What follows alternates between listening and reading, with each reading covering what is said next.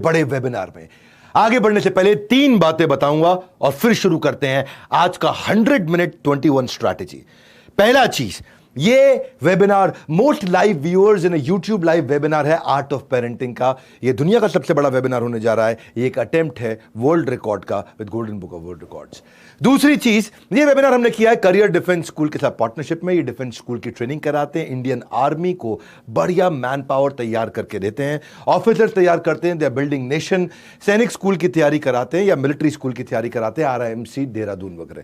तो career defence school, आपका भी धन्यवाद इसमें पार्टनरशिप करने के लिए और इस वेबिनार को दुनिया में फैलाने के लिए। और तीसरी चीज, अपना डायरी पेन अपने नोट्स के लिए रेडी रखिएगा, अनइंटरप्टेड इंटरनेट अपना रेडी रखिए, क्योंकि ये कंटिन्यूस चलेगा 21 स्ट्रैटेजी। ये मेरा 10वां वर्ल्ड रिकॉर्ड होने वाला है। कंफर्टेबल सीटिंग रखिए, मोबाइल चार्जर रखिए अपने पास, और कुछ वाटर और कुछ लाइट स्नैक्स जरूर रखिए मंचिंग के लिए, ताकि आप कंटिन्यूस देख सकें और इंटरप्शन ना हो। 3 बातें, वर्ल्ड रिकॉर्ड, दूसरा करियर डिफेंस और तीसरा तैयारी करके बैठिए। तो शुरू करते हैं 21 स्ट्रैटेजी 100 मिनट्स। धन्यवाद। अपने बच्चों का पालन ऐसे करो कि आपके बच्चे बड़े होकर के आप ही की कहानी को बड़े गर्व से सुनाएं। बच्चे क्या होते हैं? बच्चों के आंसू कड़वे होते हैं, उन्हें मीठा करना है। उनकी जिज्ञासा गहरी होती है, उसे शांत करना है। बच्चों का दुख बड़ा तीव्र होता है, उसे ले लेना है। बच्चों का दिल कोमल होता है, उसे कठोर नहीं बनाना। यह आयरॉनिकल हो जाता है, कई बार माता पिता गलती कर बैठते हैं। बचपन में उनको चलना बोलना खूब सिखाते हैं, चलो बोलो, और जब वो चलने बोलने लगता तो कहते हैं चुप बैठो। आज बात करेंगे पेरेंटिंग की। नमस्कार, विवेक बिंद्रा बोल रहा हूं, फाउंडर एंड CEO बड़ा business.com। पेरेंटिंग का स्टाइल, उसकी फैमिली का टाइप और वैल्यूज बदल चुके हैं, पूरी तरह बदल चुके हैं। और दुनिया का सबसे अच्छा पेरेंटिंग का वेबिनार, इससे ज्यादा क्वालिटी कंटेंट इस इंटरनेट यूनिवर्स पे कहीं भी अवेलेबल नहीं है। पहले ना जॉइंट फैमिलीज होती थी, अब न्यूक्लियर फैमिली है। पहले एक आदमी के 4-5 बच्चे होते थे, अब 1 या 2 होते हैं। पहले सब साथ बैठकर खाना खाते थे, अब अपने कमरों में खाना खाते हैं। आज के वेबिनार में मैं बदलते हुए समाज में वो 21 स्ट्रैटेजी देने वाला हूं जो सारी गेम चेंज कर देंगी। पेरेंटिंग पे इससे अच्छा वेबिनार इतिहास में ना कभी हुआ था और आसानी से भविष्य में नहीं होगा। ये मेरा अहंकार नहीं है, ये आपका मेरे लिए प्यार है। आपका प्यार वर्सेस अहंकार। पहली स्ट्रैटेजी से शुरू करते हैं। कनेक्शन, कनेक्शन, इसका तराजू क्या होता है? कनेक्शन होना चाहिए पहले, बाद में करेक्शन होना चाहिए। हर चाइल्ड के पास एक कप होता है, उस कप को बोलते हैं उसका इमोशनल कप। और हर एक का इमोशनल कप किसी बच्चे का खाली होता है, किसी बच्चे का भरा होता है। क्या होता है इमोशनल कप? समझ में नहीं आ रहा? इमोशनल कप के अंदर ना कुछ चीजें भरी होती हैं, जैसे प्रेम, अफेक्शन, सिक्योरिटी, अटेंशन। अगर जो बढ़िया कप होता है बच्चे का, जो बच्चा बड़ा स्टेबल, सैटिस्फाइड, मोटिवेटेड रहता है, ये वो बच्चा होता है जिसको friendship, quality time, love, affection, उसको प्रेज, अप्रिसिएशन, उसको ये वाला जो कप है, ये बहुत बढ़िया कप होता है। कई बार क्या करते हैं हम लोग, पॉजिटिव टच से कप को अच्छा करते हैं, पर कभी कभार कुछ चीजों से कप खाली हो जाता है। और खाली किसका कप होता है? किस बच्चे का? आपने कुछ बच्चे देखे होंगे, लोनली, फेलियर की भावना, उनको कंपेयर और क्रिटिसाइज किया जाता है, अब्यूज किया जाता है, निग्लेक्ट किया जाता है, ह्यूमिलिएट किया जाता है, गाली बका जाता है। ये तराजू है दोनों। खाली कप, भरा कप, देखो वजन किस तरफ ज्यादा है। कप खाली तो नहीं आपके बच्चे का, अगर आपके बच्चे का कप खाली हुआ ना, और अगर वो लोनली फील किया, और अगर वो फेलियर फील किया, एब्यूज्ड फील किया, तो वो क्या करेगा? अपना कप जबरदस्ती इधर उधर से जाके भरेगा। और कैसे भरेगा? दूसरों के क्रेडिट को लेने की कोशिश करेगा, मैंने किया था ये। जो सफल है उससे जेलस हो जाएगा, जो जिसको सफलता मिल रही है उससे मिसबिहेव करेगा, टेंशन लेने के लिए मैनिपुलेट करेगा, झूठ बोलेगा। ऐसे समझो, आपने आइसबर्ग देखा ना, आइसबर्ग, असलियत आइसबर्ग से समझो आप। आइसबर्ग में बर्फ के नीचे, पानी में, समुद्र के नीचे बर्फ और ऊपर बर्फ। जो नीचे है वो होती है 80%, 82%, ऊपर होती है 18%, थोड़ी सी बर्फ। जो बच्चे का व्यवहार है वो ऊपर दिखता है आपको, लेकिन उसके अंदर मन में जो नहीं दिख रहा वो बहुत कुछ है। आइसबर्ग समुद्र में ऐसे ही होता है, जो नहीं दिख रहा होता पता नहीं चलता बड़ा कितना है। ऐसे ही बच्चे की जिंदगी में अंदर बहुत कुछ चल रहा है जो आपको पता नहीं चलता। बच्चा बोल नहीं पाता, कहता नहीं है, आपको अपना नहीं मानता है, वो आपका अपना होते हुए भी आपको अपना नहीं मानता है। जो अंदर की फीलिंग और बाहर का बिहेवियर दिखता है, फीलिंग दिखती नहीं। उसका सैडनेस, उसकी अनवांटेड होने की फीलिंग, उसका अनइन्वॉल्व, होपलेस होना, नर्वस होना, अनइन्वॉल्व होना, एम्बैरेस्ड होना, अनश्योर होना, डिस्ट्रेस रहना, ये सारी फीलिंग है। बिहेवियर क्या होते हैं? गुस्सा, स्क्रीमिंग, चिल्लाना, भाग रहा है इधर उधर, सुन नहीं रहा, टॉलरेट नहीं कर रहा, कंट्रोल नहीं है, छुपता है, रोता है, झूठ बोलता है, ये बिहेवियर है। आप इन्हें कंट्रोल कर रहे हैं, लेकिन अंदर क्या भावना है? वो अटैक्ड फील कर रहा है, अलोन फील कर रहा है। तो बच्चे के अंदर की भावनाओं को ठीक करना है, बाहर का व्यवहार अपने आप ठीक हो जाएगा। इसके लिए आपको पहले कनेक्ट करना है, फिर थोड़ा करेक्ट करना है, बाद में फिर कनेक्ट करना है। हाँ, वो ये दुनिया जो है ना आपके बच्चों के इमोशनल कप में छेद कर करके खाली करेगी। और ऐसा कर दो बच्चे को कि उसका इमोशनल कप कोई खाली ना कर पाए, उसको इतना प्रेम चाहिए होता है। यहां से हम शुरुआत करेंगे और पूरा वेबिनार आपको समझाऊंगा कि इमोशनल कप भरा कैसे जाता है। एक बात बताता हूं, इंटरनेट पर ढूंढने से भी आपको नहीं मिलेगा ऐसा न्यू एज पेरेंटिंग का ज्ञान, इसलिए ध्यान से अटेंड करना, इसलिए पूरा का पूरा प्रोग्राम। दूसरी स्ट्रैटेजी वो क्या है? Unlike teachers parents are irreplaceable. क्या मतलब हुआ इसका? कि टीचर जो है ना उसको बदला जा सकता है, पेरेंट्स को नहीं बदला जा सकता। टीचर नया लाया जा सकता है, पेरेंट नहीं लाए जा सकते। मम्मी पापा नए ढूंढ के ले आए, हो सकता है पापा कभी बोल दे कि नहीं मम्मी ले आओ, है, लेकिन वास्तव में ये संभव नहीं है, केवल मजाक में संभव है। आप पेरेंट है, पेरेंट बने रहो, टीचर बनने की कोशिश मत करो। टीचर पहले ही बहुत है बाजार में, आपको पेरेंट बनना। Don't try to become teacher at home. Teacher को हायर करोगे, रिप्लेस करोगे, लेकिन आपको हायर और रिप्लेस नहीं किया जा सकता है। जब आप घर पहुंचते हो तो क्या चाहते हो? आपकी पत्नी आपसे प्रेम से बात करे या टीचर की तरह बात करे? हाँ? जब आप काम के बाद घर आते हो तो आपकी पत्नी कैसे व्यवहार करे आपके साथ में? मैनेजर बन के व्यवहार करे या पत्नी की तरह व्यवहार करे? मैनेजर तो बहुत है, मैनेजर रिप्लेस हो सकते हैं, पत्नी रिप्लेस नहीं हो सकती। इसी प्रकार से टीचर रिप्लेस हो सकते हैं, पेरेंट्स रिप्लेस नहीं हो सकते। हमेशा चाइल्ड को क्या चाहिए? उसको चाहिए जब वो घर जाए तो उसको लविंग और केयरिंग पेरेंट मिले, एक और नया टीचर ना मिल जाए। क्योंकि पेरेंट जो है पहला मेंटर है, टीचर दूसरा मेंटर है। पेरेंट एक केयर गिवर है, फ्रेंडली अप्रोचेबल होना चाहिए। ज्यादातर पेरेंट्स सोचते हैं कि अगर मैं स्ट्रिक्ट रहूंगा तो बच्चा अच्छा रहेगा। गलत फहमी है आपकी। जो माँ बाप हार्श रहे हैं अपने बच्चों के साथ ना, उनके बच्चे रिबेलियस ज्यादा बने हैं। स्ट्रिक्ट और अथॉरिटेरियन जो पेरेंट होते हैं, चांसेस है कि उनके बच्चे को डिप्रेशन, अग्रेशन, मेंटल हेल्थ और बिहेवियर और डिसऑर्डर और स्ट्रेस, हमेशा लो सेल्फ एस्टीम ज्यादा होता है। In fact national crime record bureau कहता है कि 2020 में इसी पैंडेमिक के दौरान हमारे देश के अंदर 11,396 बच्चों ने सुसाइड किया है। यानी कि 31 बच्चे हर रोज सुसाइड कर रहे थे हमारे देश के अंदर। इसका अर्थ क्या हुआ? हर घंटे में एक से ज्यादा बच्चा सुसाइड कर रहा था हमारे देश के अंदर। और सबसे बड़ा कारण था पेरेंटल प्रेशर, वो लीडिंग कॉज था। मैदान में हारा हुआ इंसान तो जीत सकता है, लेकिन एक बार मन से हार गया ना, वो कभी नहीं जीत सकता। तो आपका बच्चा मन से जीते। आपने वो सुमित की कहानी सुनी, सारे अखबारों में छपी थी सुमित की कहानी। इसके माँ बाप दोनों मेडिकल कॉलेज में प्रोफेसर थे और चाहते थे कि हमारा बेटा एम्स से प्रोफेसर बने, एम्स का डॉक्टर बने, एम्स का डॉक्टर बने, एम्स का डॉक्टर बने। क्या हुआ सुमित के साथ? उनके पेरेंट्स का helpful encouragement versus harmful pressure, इन दोनों में डिफरेंशिएट नहीं कर पाए।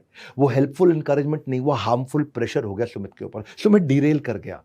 हर रोज सुबह उठता था, प्रेशर के साथ उठता था। और वो उसके पोटेंशियल को खत्म कर बैठा, डिप्रेशन में चला गया। और क्या हुआ? वो हार गया, इसके आगे सुसाइड कर गया। WHO कह रहा है हर 4 में से एक बच्चा 13, 14, 15 साल की उम्र का डिप्रेस्ड है हमारे देश में। तो ये एकेडमिक पोटेंशियल प्रेशर जो है ना, ये हर घंटे बच्चे को सुसाइड करने पे मजबूर करता है। तो बच्चे को लव एंड सपोर्ट चाहिए। आप तो टीचर मत बनो, आप उसको ये मत करो कि मैं सपोर्ट देता हूं, सपोर्ट दो। बोलो मत, सुनाओ मत, सपोर्ट दो। Don't say support, give support. Trust important है, वरना बच्चे जो है ना ऐसे पेरेंट्स को रिजेक्ट करते हैं जो अनएम्पैथेटिक होते हैं। अनएम्पैथेटिक मतलब जो बच्चे की तरफ से कभी सोचते ही नहीं। उसमें क्या होता है? अनएम्पैथेटिक पेरेंट जो बच्चे को अपने लिए बोलने नहीं देते, जो बच्चे की नीड और वांट में डिफरेंशिएट नहीं कर पाते, जो बच्चे को अच्छी चीज पर रिवॉर्ड नहीं करते और खराब चीज पर पनिशमेंट तुरंत दे देते हैं।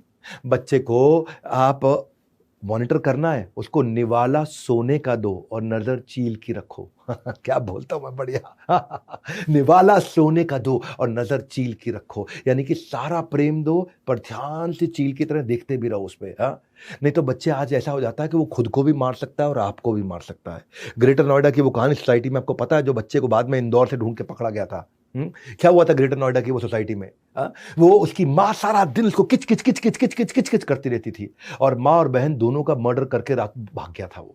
बच्चे बड़ों की बात सुनने में हमेशा अच्छे नहीं होते, लेकिन उन्हें कॉपी करने में अच्छे होते हैं। आप गुस्सा दिखाएंगे तो वो भी गुस्सा आएगा, अगर आप फोर्स यूज करेंगे तो वो फोर्स यूज करना सीखेगा, आप चिल्लाएंगे तो वो चिल्लाना सीखेगा। इसका मतलब क्या है कि बच्चों के साथ हमेशा सारी बात उनकी मानते रहो? नहीं, ये नहीं कह रहा। इसके बाद जो है वो अगले पॉइंट में बताता हूं, पर सुन लो मेरी बात। भूख प्यास सब मिट जाती है जब होती है बच्चों के हित की बात।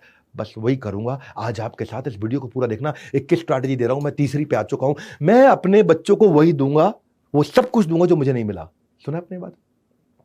मैं अपने बच्चों को वो सब कुछ दूंगा जो मुझे नहीं मिला आज तक। बोलते हैं लोग, नहीं बोलते? हर माँ बाप को मैंने देखा है, हर माँ बाप ये बोलते हैं कि अपने बच्चों को सारे सुख दूंगा जो मुझे नहीं मिले। ना ना ना, गलत है ये। इससे बच्चों का हैंडीकैप बना दोगे, उनकी लाइफ आसान करके। मैं नहीं कह रहा कि उनकी लाइफ आसान करो, उनको कंट्रोल्ड स्ट्रगल दो। हाँ, छोटे छोटे स्ट्रगल दो उनको। उसकी हर डिमांड को ऐसे ही पूरा मत करो, कंट्रोल स्ट्रगल में लेके जाओ उसको। जो वो मांगे वो तुरंत नहीं देते हैं। अगर जो मांगे तुरंत हर बार दे दिया तो फिर तो बॉसी हो जाएगा, इनटॉलरेंट हो जाएगा, मटीरियलिस्टिक हो जाएगा। इसलिए आप बच्चे रिस्पॉन्सिबिलिटी ले, उसके बाद आप उन्हें फैसिलिटी दे। हाँ, डिजर्व बिफोर डिजायर। वो डिजर्व करे पहले, फिर उसकी डिजायर को पूरा करिए। रिस्पॉन्सिबिलिटी के बाद फैसिलिटी। उसको कैसे इंस्पायर करे कि वो छोटे छोटे स्ट्रगल देखे, रिजेक्शंस को फेस करे, आगे बढ़े, तब आप उसको बेनिफिट दें, अपॉर्चुनिटी दें उसको एक्सपीरियंस करने के लिए इन स्ट्रगल्स को। ये स्ट्रगल्स जो है ना, वो नेसेसरी है उसकी एक्सपीरियंस करने के लिए, ताकि वो फ्यूचर में बड़ी बड़ी कठिनाइयों को हैंडल कर पाएगा। क्या है, दे विल बिकम, अदरवाइज पता क्या, उनकी अनरीजनेबल स्पेंडिंग हैबिट्स हो जाएंगी और वो मनी मैनेजमेंट भी नहीं सीख पाएंगे अगर सारे बेनिफिट उनको मिलते रहे, क्योंकि वो ओवर डिपेंडेंस है आपके फ्री फ्लोइंग बेनिफिट को लेकर के। स्ट्रगल नहीं करेगा तो वैल्यू नहीं करेगा। WHO कहता है कि पेरेंट्स जिनको नहीं मालूम है, जो बच्चों को स्ट्रगल करना नहीं सिखा पाते हैं, they are breeding nasty viruses. इसलिए कह रहा हूं, बच्चों पे ना एक एहसान करो कि उनको, उनके ऊपर मुफ्त के एहसान मत करो। सलमान खान ने, मैं बोल रहा हूं यार, बच्चों पे एक एहसान करें कि उन पे मुफ्त के एहसान ना करें। हाँ, आपके बच्चे आपको जिंदगी भर के धन्यवाद करेंगे कि आपने उनको बिगाड़ा नहीं, बर्बाद नहीं किया। तो करा कैसे जाइए, बच्चों को डेफर्ड ग्रेटिफिकेशन सिखाइए। क्या मतलब होता है इसका? हाँ, अगर उन्हें कुछ चाहिए तो ऐसा कुछ करिए कि उसको अर्न कर सकें। उनको एज अप्रोप्रिएट, उनकी उम्र के हिसाब की कुछ एक्टिविटी दे दें। हाँ, अगर आपको बच्चा कहता है मुझे वीडियो गेम खेलना है, उसके लिए 1,000 रुपए जमा करा दो, तो उसको बोलो ये वीडियो गेम किस कंपनी ने बनाई, ये कैसे इतना कमा रही है, इसके बारे में रिसर्च करो, उसके बारे में समझो। वीडियो गेम खेलने के इंटरनेट ने मुझे 10 नुकसान बताओ। हाँ, उसे कुछ ना कुछ एक्टिविटी दो, वो एक्टिविटी कंप्लीट करेगा, वो रिसर्च करके आएगा। मैंने किया था, हाँ, ये हमारे एक कॉलीग के बेटे के साथ किया। वो तो हमेशा वीडियो गेम खेलने में लगा रहता है, क्या किया जाए? तो मैंने उनको बोला कि एक काम करते हैं, उस बच्चे को बोला मैंने, आप मुझे पहले ये रिसर्च करके बताओ कि वीडियो गेम खेलने के 10 नुकसान क्या है। वो गया, इंटरनेट से पहला राउंड कॉपी मारा। मैं कहा अच्छा नहीं लगा, थोड़ा और डिटेल में जाओ। फिर उसने 5 पेज का एक डॉक्यूमेंट बनाया। 10 साल के बच्चे ने 5 पेज का डॉक्यूमेंट बनाया कि वीडियो गेम खेलने के 10 नुकसान क्या हैं। और उसके बाद वो क्या बोला, अब ज़्यादा खेलूंगा नहीं। और बेचारे के बच्चे का खेलना भी कम हो गया अपने आप। उसे गोवा जाना है तो उसे पूछो गोवा में इंटरनेट पर रिसर्च करके बताओ गोवा में ढूंढने के लिए, घूमने के लिए क्या क्या है। अमृतसर जाना है, प्लेसेस ऑफ विजिट ढूंढ के बताओ। उसे कुछ भी चाहिए, उसे अर्न करने दो। अगर उसे नया खिलौना चाहिए तो उसे बोलो एक हफ्ता जब तुम सारे कमरों को साफ करोगे तो तुम्हें नया खिलौना मिल जाएगा। हाँ, तो ये क्या है, आप उसको स्ट्रगल दे रहे हो उसको अचीव करने के लिए। वो कहता है मुझे बाहर खाना है, तो पहले 6 दिन घर पे जो लौकी बनी है वो अच्छे से आपको खानी है, तब आपको बाहर खाने को अलाउ करेंगे हम। ये इससे क्या होगा, वो अर्न करेगा उसको, और वो इंस्पायर्ड रहेगा, वो नई नई चीजें सीखेगा भी इसके साथ में। और ऐसा नहीं लगेगा फ्री में मिल रहा है सब कुछ। बस यही है, हमें ये बहुत जरूरी है सीखना कि बच्चों को हम ऐसे इंटेलिजेंट स्ट्रगल्स दें। हाँ, मैंने भी जब हमारी कंपनी को बिल्ड किया ना, तो हमने बड़ा बिजनेस जूनियर, आजकल आप सब जानते हैं, सबके सब बड़ा बिजनेस जूनियर की बहुत बात कर रहे हैं, क्योंकि जूनियर में हमने एग्जाम के साथ भी, एग्जाम के बाद भी पूरा एक नया करिकुलम बना दिया है। इसमें हमने 22 स्टेट बोर्ड कवर किए, 2 नेशनल बोर्ड कवर किए हैं, 2 इंटरनेशनल बोर्ड, 26 बोर्ड कवर किए हैं। अब छोटा बच्चा, उसको rhymes, English, EVS, mathematics, art and craft, रीमा बोलते हैं इसको, उसकी लर्निंग मेथोडोलॉजी में LKG से लेकर के हमने 10,000 गेम्स डाल दी टॉडलर्स के लिए, फ्लैश कार्ड डाले, ताकि बच्चा अगर सीखे तो सीखने में उसको मजा भी आए। उसको राइम्स भी 26 सेकंड के लूप में चलाते हैं हम लोग, कर्सिव राइटिंग सिखाते हैं हमारी ऐप के अंदर। हमने बहुत सस्ता कोर्स लॉन्च किया, बड़ा बिजनेस जूनियर, बहुत अफोर्डेबल कर दिया है। इंग्लिश के फोनेटिक्स, उसको वोकैब स्किल, थेरेपी, सब कुछ सीखना, हैंड राइटिंग, उसको प्रिंट आउट निकाल करके हैंड राइटिंग सीख सकता है हमारे साथ में, pattern hand writing, small capital कैसे सीखेगा। अगर आपके बच्चे को भी कुछ करना है ना ऐसा कि पापा मुझे ऐसा चाहिए, मुझे वैसा चाहिए, उसको बोलो बड़ा बिजनेस ऐप पे जाओ, स्पेशल B सेक्शन में हाउ टू स्पेल सीखो, वहां जाके जनरल नॉलेज सेक्शन में जाओ, जनरल नॉलेज बढ़ाओ, वहां पे museum, moral story, history, puzzle game, conceptual, उसको बोलो ऐप पे जाओ, इतनी एक्टिविटी करके दिखाओ, फिर आपको मैं ये दूंगा। उसको बोलो सेक्शन 2 इंप्रूव GK में जाओ, जनरल नॉलेज इंप्रूव करो, तब मैं करके दूंगा। ये स्ट्रगल के बाद जब आप उसको बेनिफिट देते हो, उसके बाद जो बेनिफिट है वो अर्नड बेनिफिट है, फिर वो आपसे बिना बात के हर चीज नहीं मांगेगा। बच्चों की हर समस्या का ना, ये जो प्रोग्राम दे रहा हूं, ये बनेगा सूत्रधार। आगे बढ़ते हैं और समझते हैं टिप नंबर 4। टिप नंबर 4 क्या है? मक्खी मम्मी वर्सेस मधुमक्खी मम्मी है जी। ये 2 तरह की मम्मी होती है, मक्खी मम्मी और मधुमक्खी मम्मी। ये कौन सी होती है जी? मक्खी मम्मी ये वो है जो मक्खी क्या करती है, हाँ, पूरे के पूरे बगीचे में मल मूत्र को ढूंढ के उस पर बैठ जाती है। मधुमक्खी पूरे बगीचे में फल और फूल ढूंढ करके उस पर जाके बैठ जाती है। कई मम्मियाँ ऐसी होती हैं जो हर समय बच्चों की कमियों को ढूंढ के उस पर बैठी रहती हैं, और कई मम्मियाँ होती हैं जो बच्चों की अच्छाइयों को, ताकत को ढूंढ के उसकी बात करती हैं। आज भी एक सर्वे बताता है कि 90% मम्मियां मधुमक्खी मम्मी की तरह हैं। मैंने आपको आसान भाषा में करने के लिए शब्द इस्तेमाल किया है। मुद्दा आप समझिए, आप हमेशा हर समय बच्चों की नेगेटिव को ढूंढ के, इसकी तो हैंडराइटिंग खराब है जी, एक जगह टिक के नहीं बैठता, बोलता ही नहीं है, तो अब बहुत शरारती है, टीचर हमेशा इसकी शिकायत करते हैं। शर्मा जी के बेटे को देखो, वर्मा जी के बेटे को देखो, उससे सीखो, इससे सीखो, इसका पढ़ाई में मन नहीं लगता है, पूरा दिन खिलवा लो, पूरा दिन खिलवा लो। 10% पेरेंट्स हैं केवल जो मधुमक्खी मम्मी है, जो बच्चे की ताकत को ढूंढते हैं, एनकरेज करते हैं और उसको और काम पे लगाते हैं और बढ़िया से लगता है, उसकी यूनिक स्ट्रेंथ को ढूंढते हैं। हर बच्चा यूनिक है, उसके पास अपनी एक ताकत है, उसको कंपेयर मत करो, उसे क्रिटिसाइज मत करो। ज्यादा क्रिटिकल पेरेंट है ना, बच्चे को बर्बाद कर देते हैं। हाँ, तो ये इंपीड करता है बच्चे के लिए। उसको रिवॉर्ड दोगे, उस पर असर खत्म हो जाएगा, पनिशमेंट दोगे, असर खत्म हो जाएगा।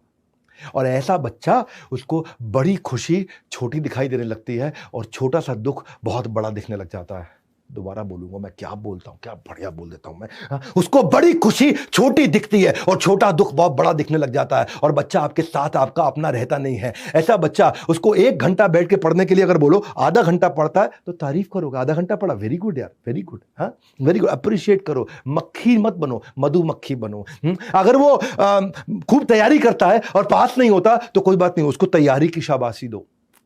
फेल होने के लिए गाली मत दो, तैयारी की शाबाशी दो। हाँ, ओवर एम्फसाइज करोगे हर समय मिस्टेक पे ना, तो परमानेंट नेगेटिव बिलीफ में उसके एंटर कर जाएगा, मेरे से कुछ हो ही नहीं सकता, मैं कुछ कर ही नहीं सकता। क्योंकि पेरेंट्स जो है ना, वो पहला चश्मा होते हैं बच्चे का। पहली बार अगर दुनिया को देखता है ना बच्चा, तो पेरेंट्स के चश्मों से देख करके देखता है।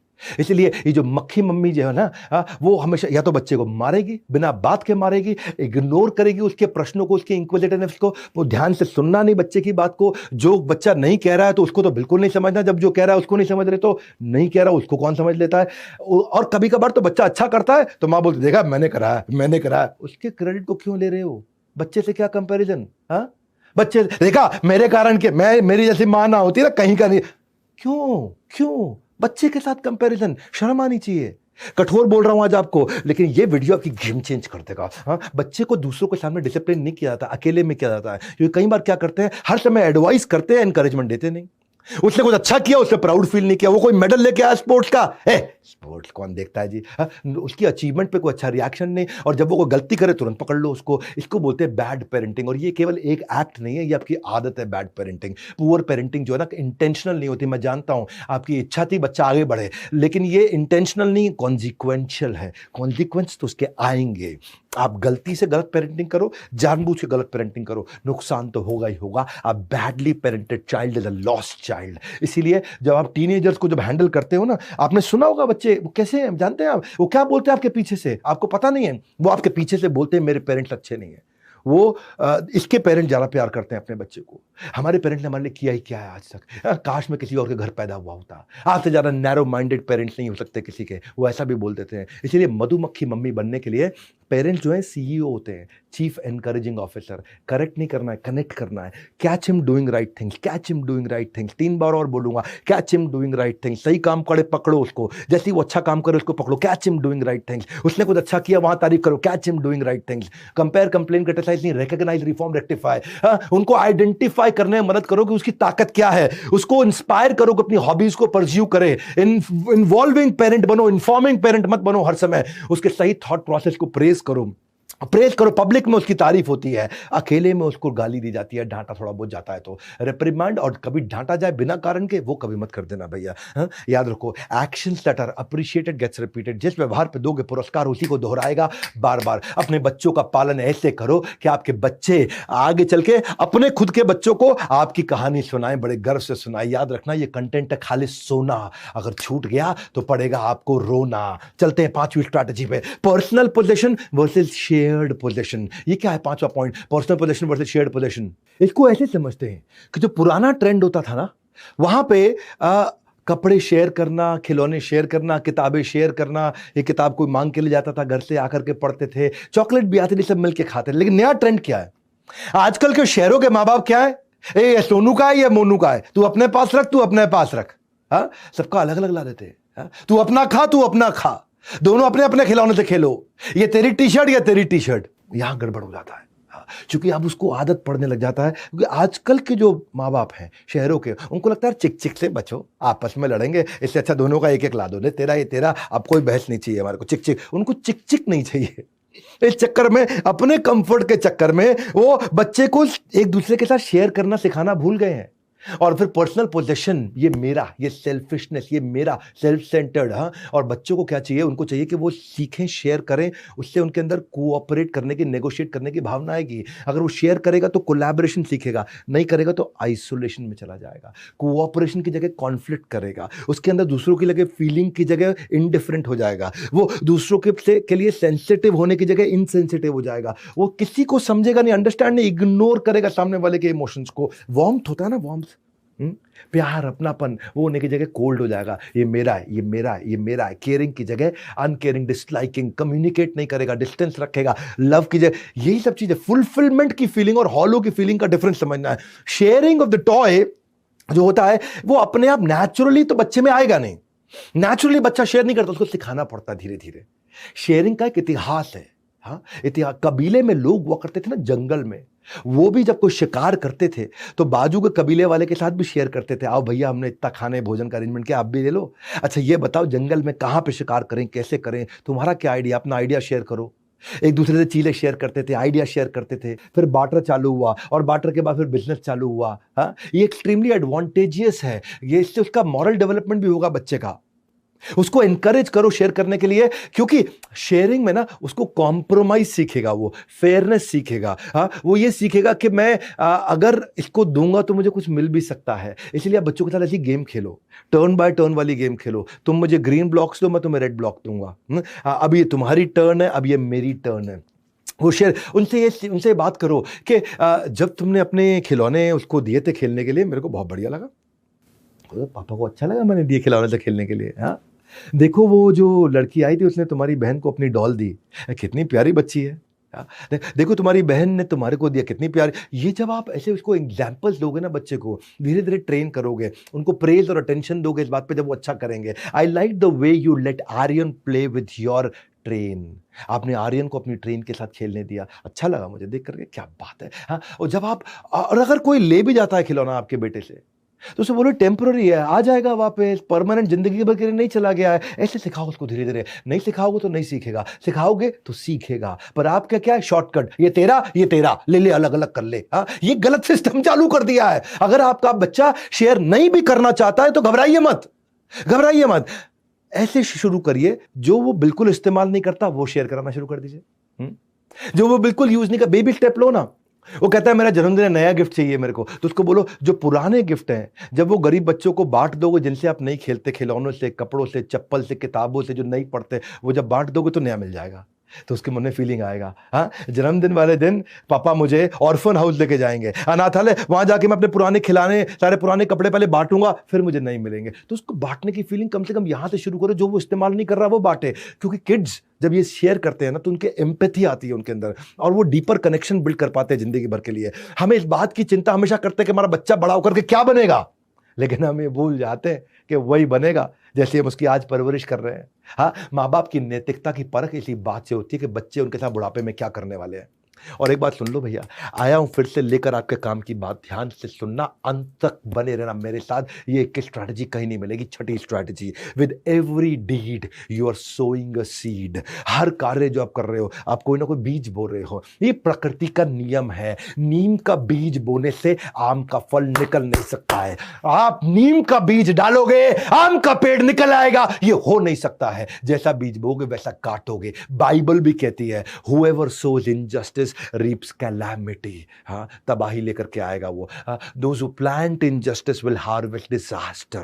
बाइबल भी बोल रही है। प्रकृति का नियम है, डालो नीम का बीज और आम का इंतजार करते रहो, तुम्हारी सारी पुश्तें मर जाएंगी, आम नहीं आएगा। कड़वा बोल रहा हूं, लेकिन अगर आपका बेटा झूठ बोल रहा है ना, तो चांसेस है कि आपने उसकी पुरानी गलतियों पे इतना रिएक्ट किया कि वो आज आपको सच नहीं बोलना चाहता है। अगर आपका बेटा आज सीक्रेटिव है, आपसे सीक्रेट रखता है, आपसे बात छुपाता है, तो चांसेस है जब उसने सच बोला था तो तो आपने उस बात को इतना बढ़ चढ़ करके डांटा कि उसको वो आज मन करता है कि वो सीक्रेट रखे। अगर आपके बच्चे का सेल्फ एस्टीम कम है तो चांसेस है कि आपने उसको एनकरेज नहीं किया है पहले। अगर आपका बच्चा आज अपने लिए खड़ा नहीं हो पाता है तो चांसेस है पब्लिक में आपने उसकी बहुत बेइज्जती करी है। अगर आपका बच्चा आज घबराया हुआ, कावर्ड, अंदर से डरा हुआ रहता है तो चांसेस है कि आपने उसको स्ट्रगल करके जीतने नहीं दिया। अगर आपका बच्चा आज दूसरों की फीलिंग की रिस्पेक्ट नहीं करता है तो चांसेस है कि आपने उसकी फीलिंग का रिस्पेक्ट नहीं किया। मैं बोल रहा हूं, प्रकृति का नियम है, नीम का बीज बोने से आम का फल नहीं मिलता, जो बोओगे वो काटोगे। अगर आपका बच्चा आज जेलस है दूसरों से तो चांसेस आपने उसे इतना कंपेयर किया उस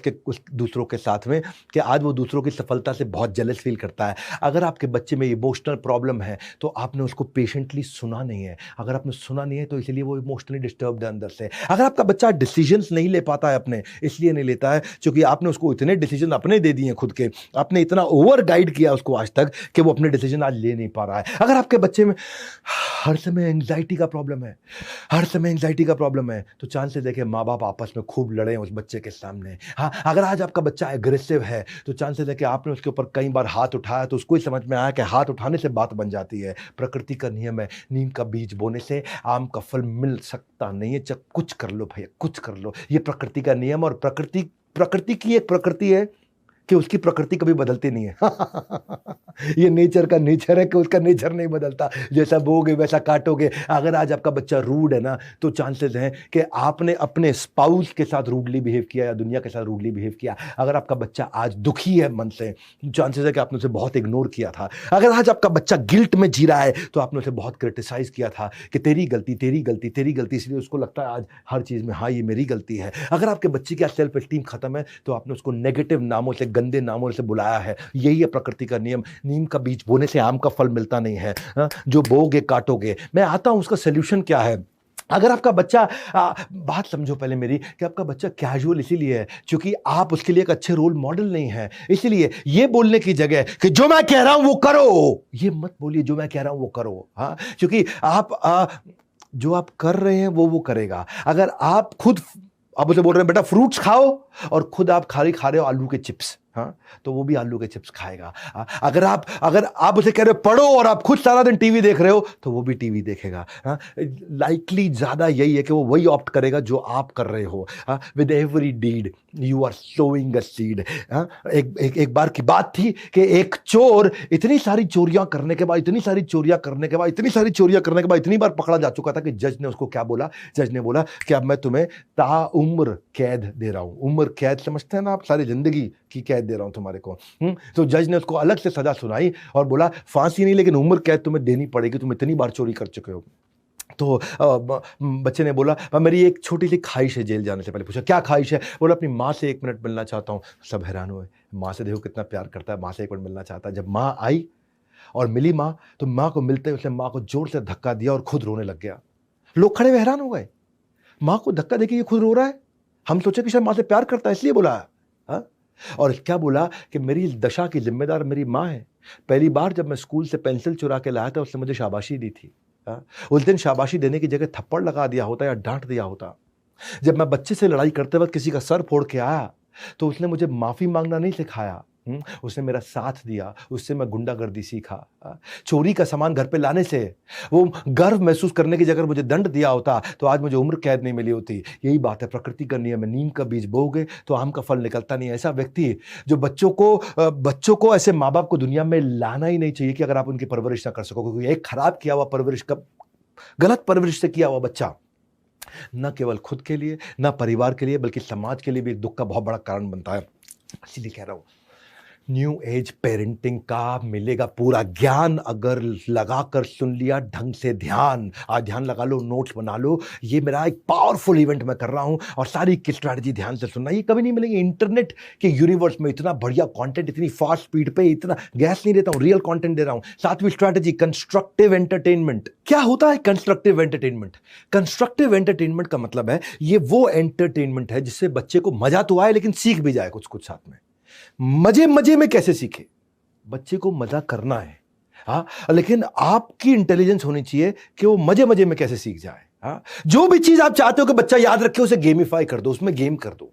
बहुत सारी गेम्स होती हैं, ऐसी चीजें मत करो जिसमें क्रिटिकल थिंकिंग और क्रिएटिविटी इन्वॉल्व ना हो। ऐसे गेम मत खेलना, वो गेम खिलाओ उसको घर में, जैसे नेम प्लेस एनिमल थिंग। ये वोकैबुलरी इंप्रूव करने के लिए कितना बढ़िया पुराना गेम है, सालों साल से लोग खेल रहे हैं।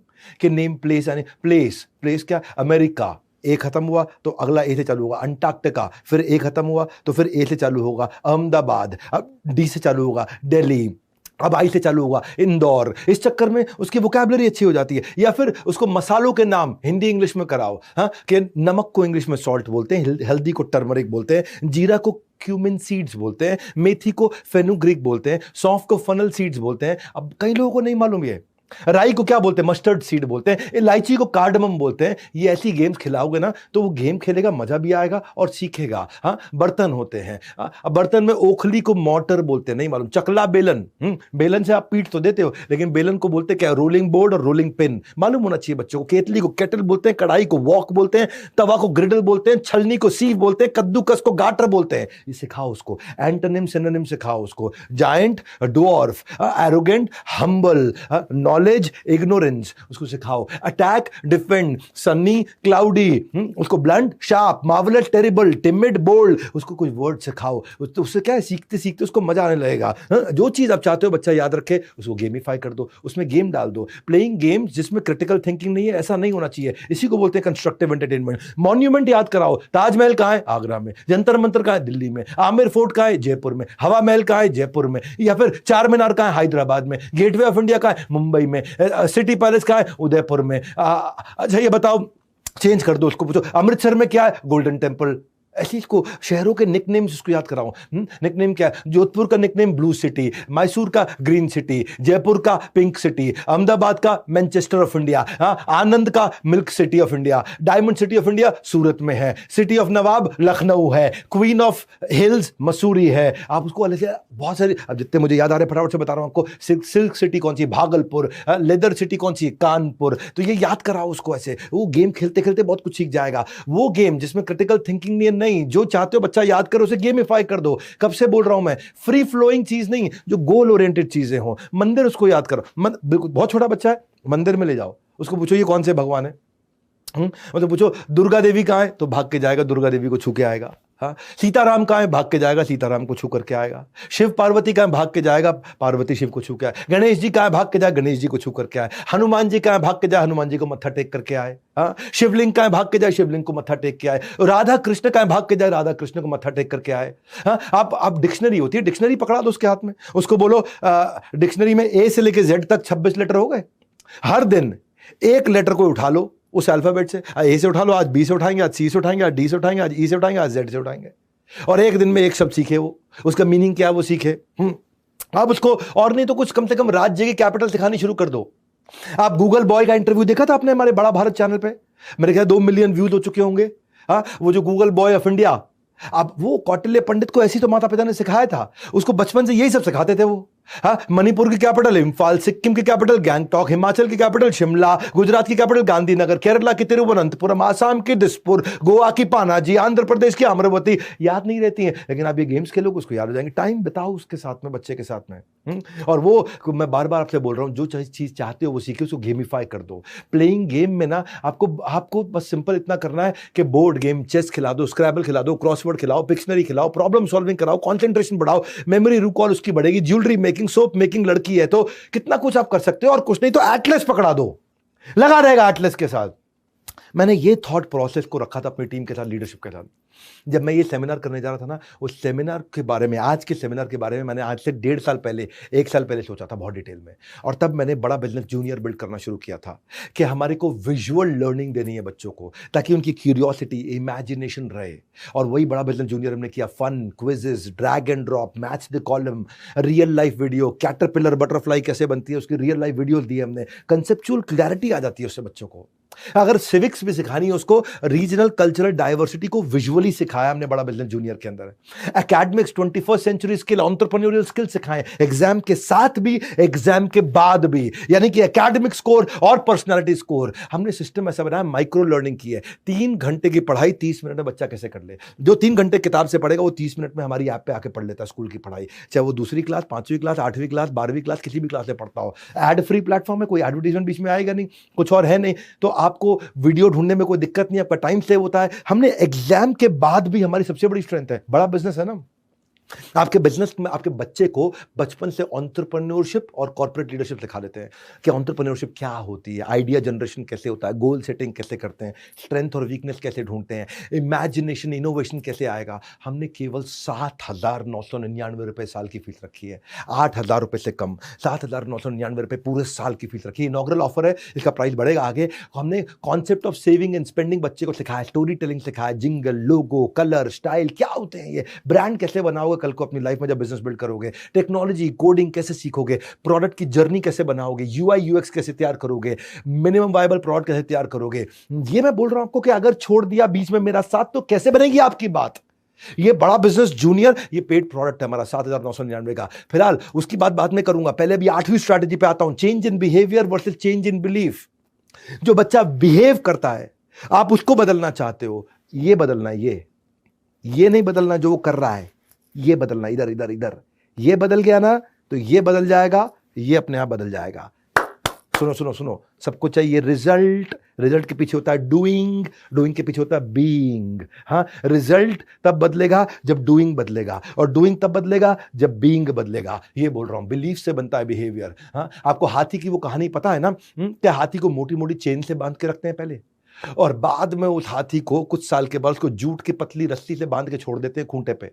पांव हल्का सा खींचेगा, रस्सी तोड़ देगा, लेकिन हाथी जिंदगी भर वो रस्सी छोड़ के जाता नहीं है कहीं, क्योंकि उसका बिलीफ बन जाता है कि ये रस्सी अब मुझसे टूटेगी नहीं, हाथी से टूटेगी नहीं।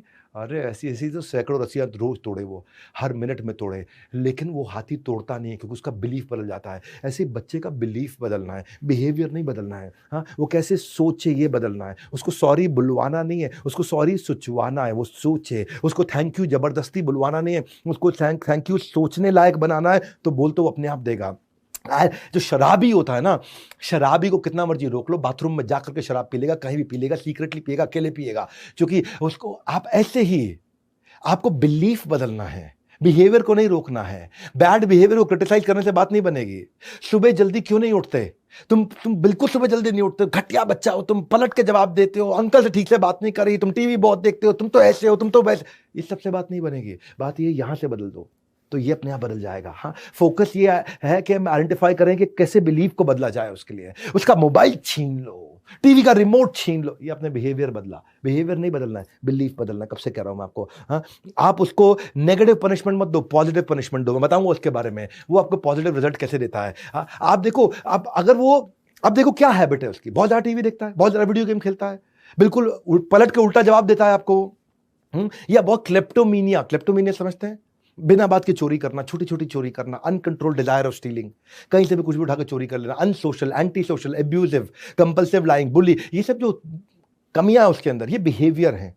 इनको नहीं आप बदल सकते, आपको यहां से बदलना पड़ेगा बच्चे को। जब आप उसको धीरे धीरे डीमेरिट बताओगे, इसके नुकसान समझाओगे, इन हैबिट्स को बदलोगे। आपको पता है 10 में से 6 लोग नॉनवेज तब छोड़ते हैं जब वो किसी स्लॉटर हाउस में जाकर के जानवर को अपने सामने कटते हुए देखते हैं, उसके बाद वो नॉनवेज नहीं खा पाते। हाँ, तो आपने उनका बिहेवियर नॉनवेज खाने का नहीं बदला, उनका बिलीफ बदला है। उनका बिलीफ बदला है, कितना तड़पाया गया है जानवर को मार खाने से पहले, जिसको तुम 2 मिनट के स्वाद के लिए खा रहे हो ना, उसकी जान हत्या कर दी गई है तुम्हारे 2 मिनट के स्वाद के लिए। और जब उसको तड़पते हुए, मरते हुए, खून बहते हुए उसको देखा जाता है ना, उस समय लगता है कि नहीं मैं नहीं खाऊंगा अब। तो ये क्या, बिलीफ बदला तब बिहेवियर बदला है। उसका बच्चे का भी बिलीफ बदलना है। जो भी आपको उसका जो भी हैबिट है, उस हैबिट के पीछे का बिलीफ बदलना है। रातों रात रिजल्ट नहीं आएगा। ये नहीं कि मैं आज बिलीफ बदलता हूं, तेरा बैठ तेरा ला 2 थप्पड़ तेरा बिलीफ बदलूं, नहीं नहीं नहीं भैया, ये रातों रात नहीं होता है। Go to the right source. Negative association से नेगेटिव बिलीफ बनाएं। आपने पॉजिटिव एसोसिएशन से पॉजिटिव बिलीफ बन सकता है। Positive source of association positivity बढ़ाएगा और उससे सक्सेस ऑटोमेशन होगा। Negative source of association negativity बढ़ाएगा, उससे फेलियर ऑटोमेशन होगा। आपको चाहिए सक्सेस ऑटोमेशन, ना कि फेलियर ऑटोमेशन। और ये कैसे होगा? एक्शन ओरिएंटेड एसोसिएशन लेकर के आइए। ऐसे लोगों से एसोसिएट कराइए जो सक्सेस की तरफ आगे बढ़ रहे हो। वो एसोसिएशन मिलना चाहिए उसको। एसोसिएशन के अरेंजमेंट्स करिए। वो कहाँ अच्छे लोगों से मिले, कैसे अच्छे लोगों के साथ बैठे, कैसे अच्छी किताब आपके साथ बैठ के पढ़े, कैसे अच्छी मूवी आपके साथ देखे, क्या अच्छी चीज़ सुनेगा वो, तब जाकर के उस पर असर आएगा। आपके बच्चे जो है ना, आपको आपके मटीरियलिस्टिक पोजीशंस के लिए याद नहीं करेंगे, वो जिंदगी में आपको आपने जो उनको वैल्यूज दिए ना उसके लिए याद करेंगे। मैं उदाहरण देता हूं आपको। फॉर एग्जांपल ग्रैटिट्यूड, धन्यवाद करना, ये भी एक बिलीफ है। आपने क्या अपना खाना खाने से पहले किसी और का खाना निकाला है? क्या आपने गाय की रोटी या कुत्ते की रोटी या कबूतर का दाना निकाला है कभी? आपने नहीं निकाला तो वो कहाँ से निकालेगा? तो ग्रैटिट्यूड जो है ना, एक कंप्लेन का यू टर्न होता है। आदमी जब धन्यवाद करने की प्रैक्टिस करना शुरू करता है, और जब बच्चा धन्यवाद करने की प्रैक्टिस करता है तो कनेक्टेड और लव्ड फील करता है। अब ये क्या बिलीफ है, आप उसके अंदर ये बिलीफ कैसे डालोगे? क्या तरीका है? ग्रैटिट्यूड बच्चे के अंदर अपने आप नहीं आता है, ये धीरे धीरे प्रैक्टिस कराया जाता है। हाँ, इससे इसके टॉक्सिक इमोशंस खत्म होते हैं। कम से कम आप पहले प्लीज और थैंक यू बोलना शुरू करिए, तब वो करेगा। अपॉर्चुनिटी ढूंढिए कि वो कैसे किसी गरीब बच्चे को बिस्किट खिलाए। अपॉर्चुनिटी ढूंढिए कि कैसे अगर उसको गिफ्ट मिला है तो वो कैसे धन्यवाद करे। अपॉर्चुनिटी ढूंढिए कि वो हर चीज में अच्छाई को ढूंढे, उसको सिखाइए ये चीज, see things better than they are. कोई भी दुर्घटना हुई है, इसमें अच्छी चीज क्या सीख सकते हैं? उसके साथ, बच्चे के साथ कुछ बुरा हुआ है, इसमें अच्छा क्या ढूंढा जा सकता है? कैसे वो धन्यवाद। जब आप बच्चों को ये सिखाएंगे how to think, not what to think, अपने आप बात बदल जाएगी। उसके अंदर एक ग्रैटिट्यूड का रिचुअल आएगा। आप उसके साथ रात को सोने से पहले पूछिए, आज किन चीजों, 3 बातों के लिए धन्यवाद करेंगे हम? आप 3 बातों के लिए धन्यवाद करिए, आपकी धर्मपत्नी 3 बातों के लिए धन्यवाद करेगी, आज के दिन में ये 3 चीज अच्छी हुई। फिर बच्चा भी कहेगा, आज के दिन में मेरे साथ भी 3 चीजें अच्छी हुई। बोले क्या हुआ? राहुल ने मेरे को आज अपनी गेम खिलाई, धन्यवाद किया उसने। छोटी चीज से शुरू करेगा वो। लेकिन आप सोने से पहले करना तो शुरू करिए। बच्चों को उपदेश नहीं, आदर्श चाहिए। उपदेशों की जरूरत नहीं, आदर्शों की जरूरत है। हर संडे मॉर्निंग उसको बोलिए कि कुछ अप्रिसिएशन किसी के बारे में लिखे हुआ। आज आप टीचर को, दोस्त को, पेरेंट्स को, किसी और को, किसी रिलेटिव को, घर में किसी सर्वेंट को, किसको धन्यवाद करेंगे? और हमने ना बेसिकली, मैं यही बिलीफ को बदलने में फोकस करता हूं। जब मैंने बीबी जूनियर बनाया ना, मैं अपने बारे में बताऊंगा आपको। मैं बीबी जूनियर जब बनाया, देखिए हम everything about entrepreneurship business coaching programme कर ही रहे थे, लेकिन जब बच्चों के लिए करना था तो मैं चाहता था कि बच्चों के अंदर कम्युनिकेशन स्किल के बिलीफ कैसे आए। हाँ, 80% बच्चे जो है ना, इंटरव्यू में रिजेक्ट पुअर कम्युनिकेशन के कारण होते हैं। तो वो कैसे बिल्ड करें, वो स्टेज को कैसे हैंडल करे बच्चा, हमने बीबी जूनियर में सिखाया ये सब चीजें। हाँ, इसको बोलते हैं एग्जाम के बाद भी वो एक फर्स्ट इंप्रेशन कैसे बिल्ड करे। हाँ, 10 सेकंड में किसी से मिले तो पहला इंप्रेशन, पर्सनालिटी डेवलप कैसे करे, इंग्लिश कैसे बोले वो। मेरे यहाँ इंग्लिश सिखाने वाले भी मैंने बेस्ट प्रोफेसर लेके आए, जो बच्चों को बच्चों की भाषा में, बच्चों के स्टाइल से, बच्चों को समझ में आने वाली इंग्लिश सिखाए। बच्चा टाइम मैनेजमेंट कैसे करे, written communication, social etiquette, public speaking, exam का स्ट्रेस कैसे मैनेज करे। हमने बीबी जूनियर को 2 हिस्सों में डिवाइड किया है। आप इसके बारे में जरूर पता लगाइएगा। 7,999 रुपए 1 साल का है बच्चे के लिए। पूरे स्कूल की पढ़ाई भी है और स्कूल के बाद की पढ़ाई भी है, एग्जाम की तैयारी भी है और जिंदगी की तैयारी भी है। यह है बड़ा बिजनेस जूनियर। आप फोन करके पता लगाइएगा। 7,999 में इसमें 2 सेक्शन में डिवाइड किया है। एक है आपका 4th 5th 6th 7th 8th, और एक है 9th 10th 11th 12th। Exam के बाद भी का जो सेक्शन है, उसको लाइफ में फ्यूचर रेडीज कैसे बना सकते हैं हम लोग। अगर बच्चा यूट्यूबर बनना चाहता है तो कैसे बनेगा, रिटेंशन टेक्निक, माइंड मैनेजमेंट, उसका team work, critical thinking, leadership quality, उसको जीमेल की बेसिक्स सिखाते हैं, पीपीटी बनानी सिखाते हैं उसको। वो करियर कैसे चूज करेगा, उसको क्या चलेगा करियर के अंदर, उसको करियर को स्विच कैसे करना लाइफ में, कॉन्फ्लिक्ट कैसे हैंडल करने, झगड़े कैसे सुलझाने हैं, डिसीजंस कैसे लेगा, वॉइस एंड एक्सेंट ट्रेनिंग कैसे लेगा। आप सुन लो मेरी बात भैया, जब हर बच्चा अपने माँ बाप को ये वीडियो दिखाएगा ना, तो पेरेंटिंग की दुनिया में नया बदलाव आएगा।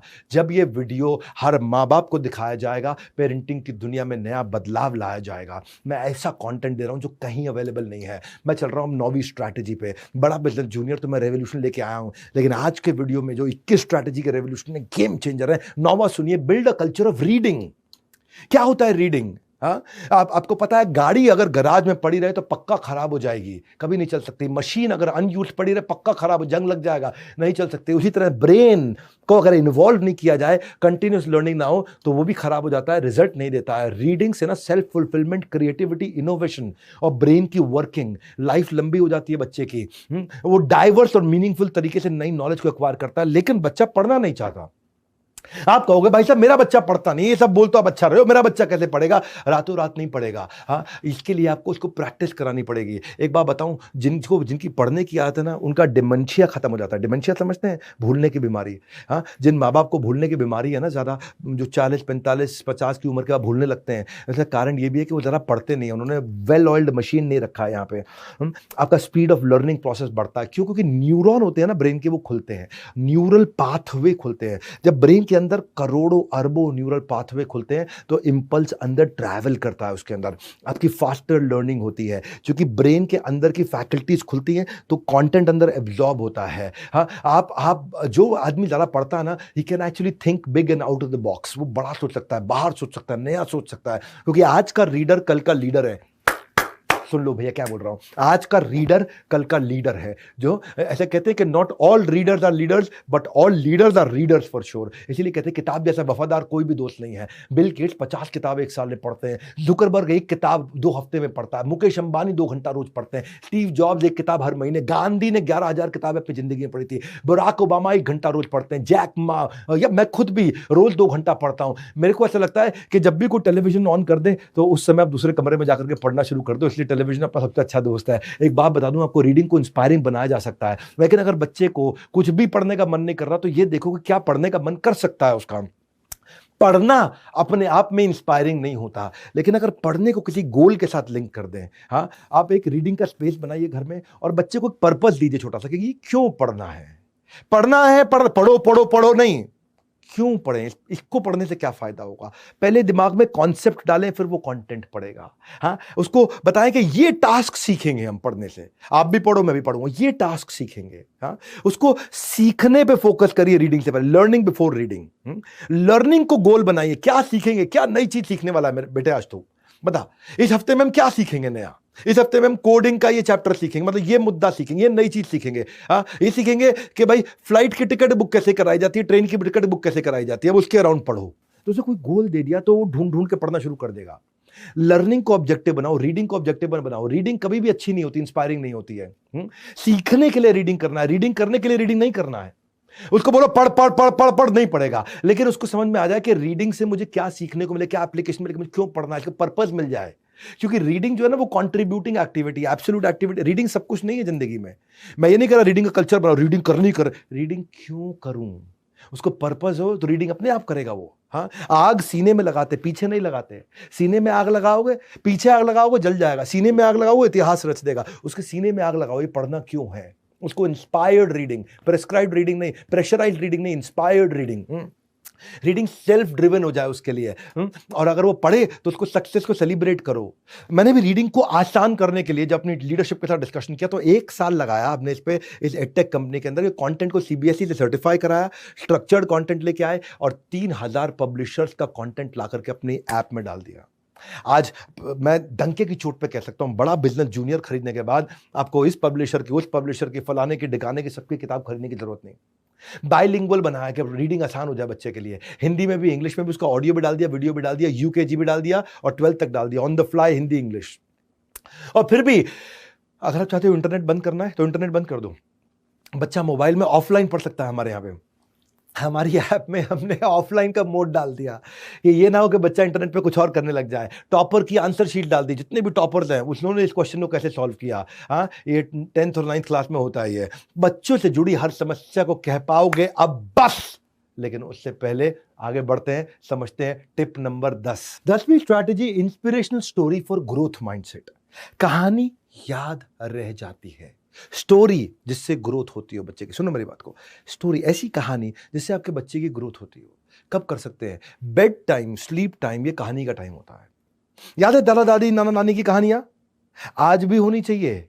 आज भी आप इंटेलिजेंटली ग्रोथ ओरिएंटेड कहानी सुना। विक्रम बेताल की कहानी नहीं चाहिए हमें, वो कहानी चाहिए जिस कहानी से बच्चे की ग्रोथ होती हो। हाँ, वो आप इसलिए वेब सीरीज को बायोग्राफीज में कन्वर्ट कर दो।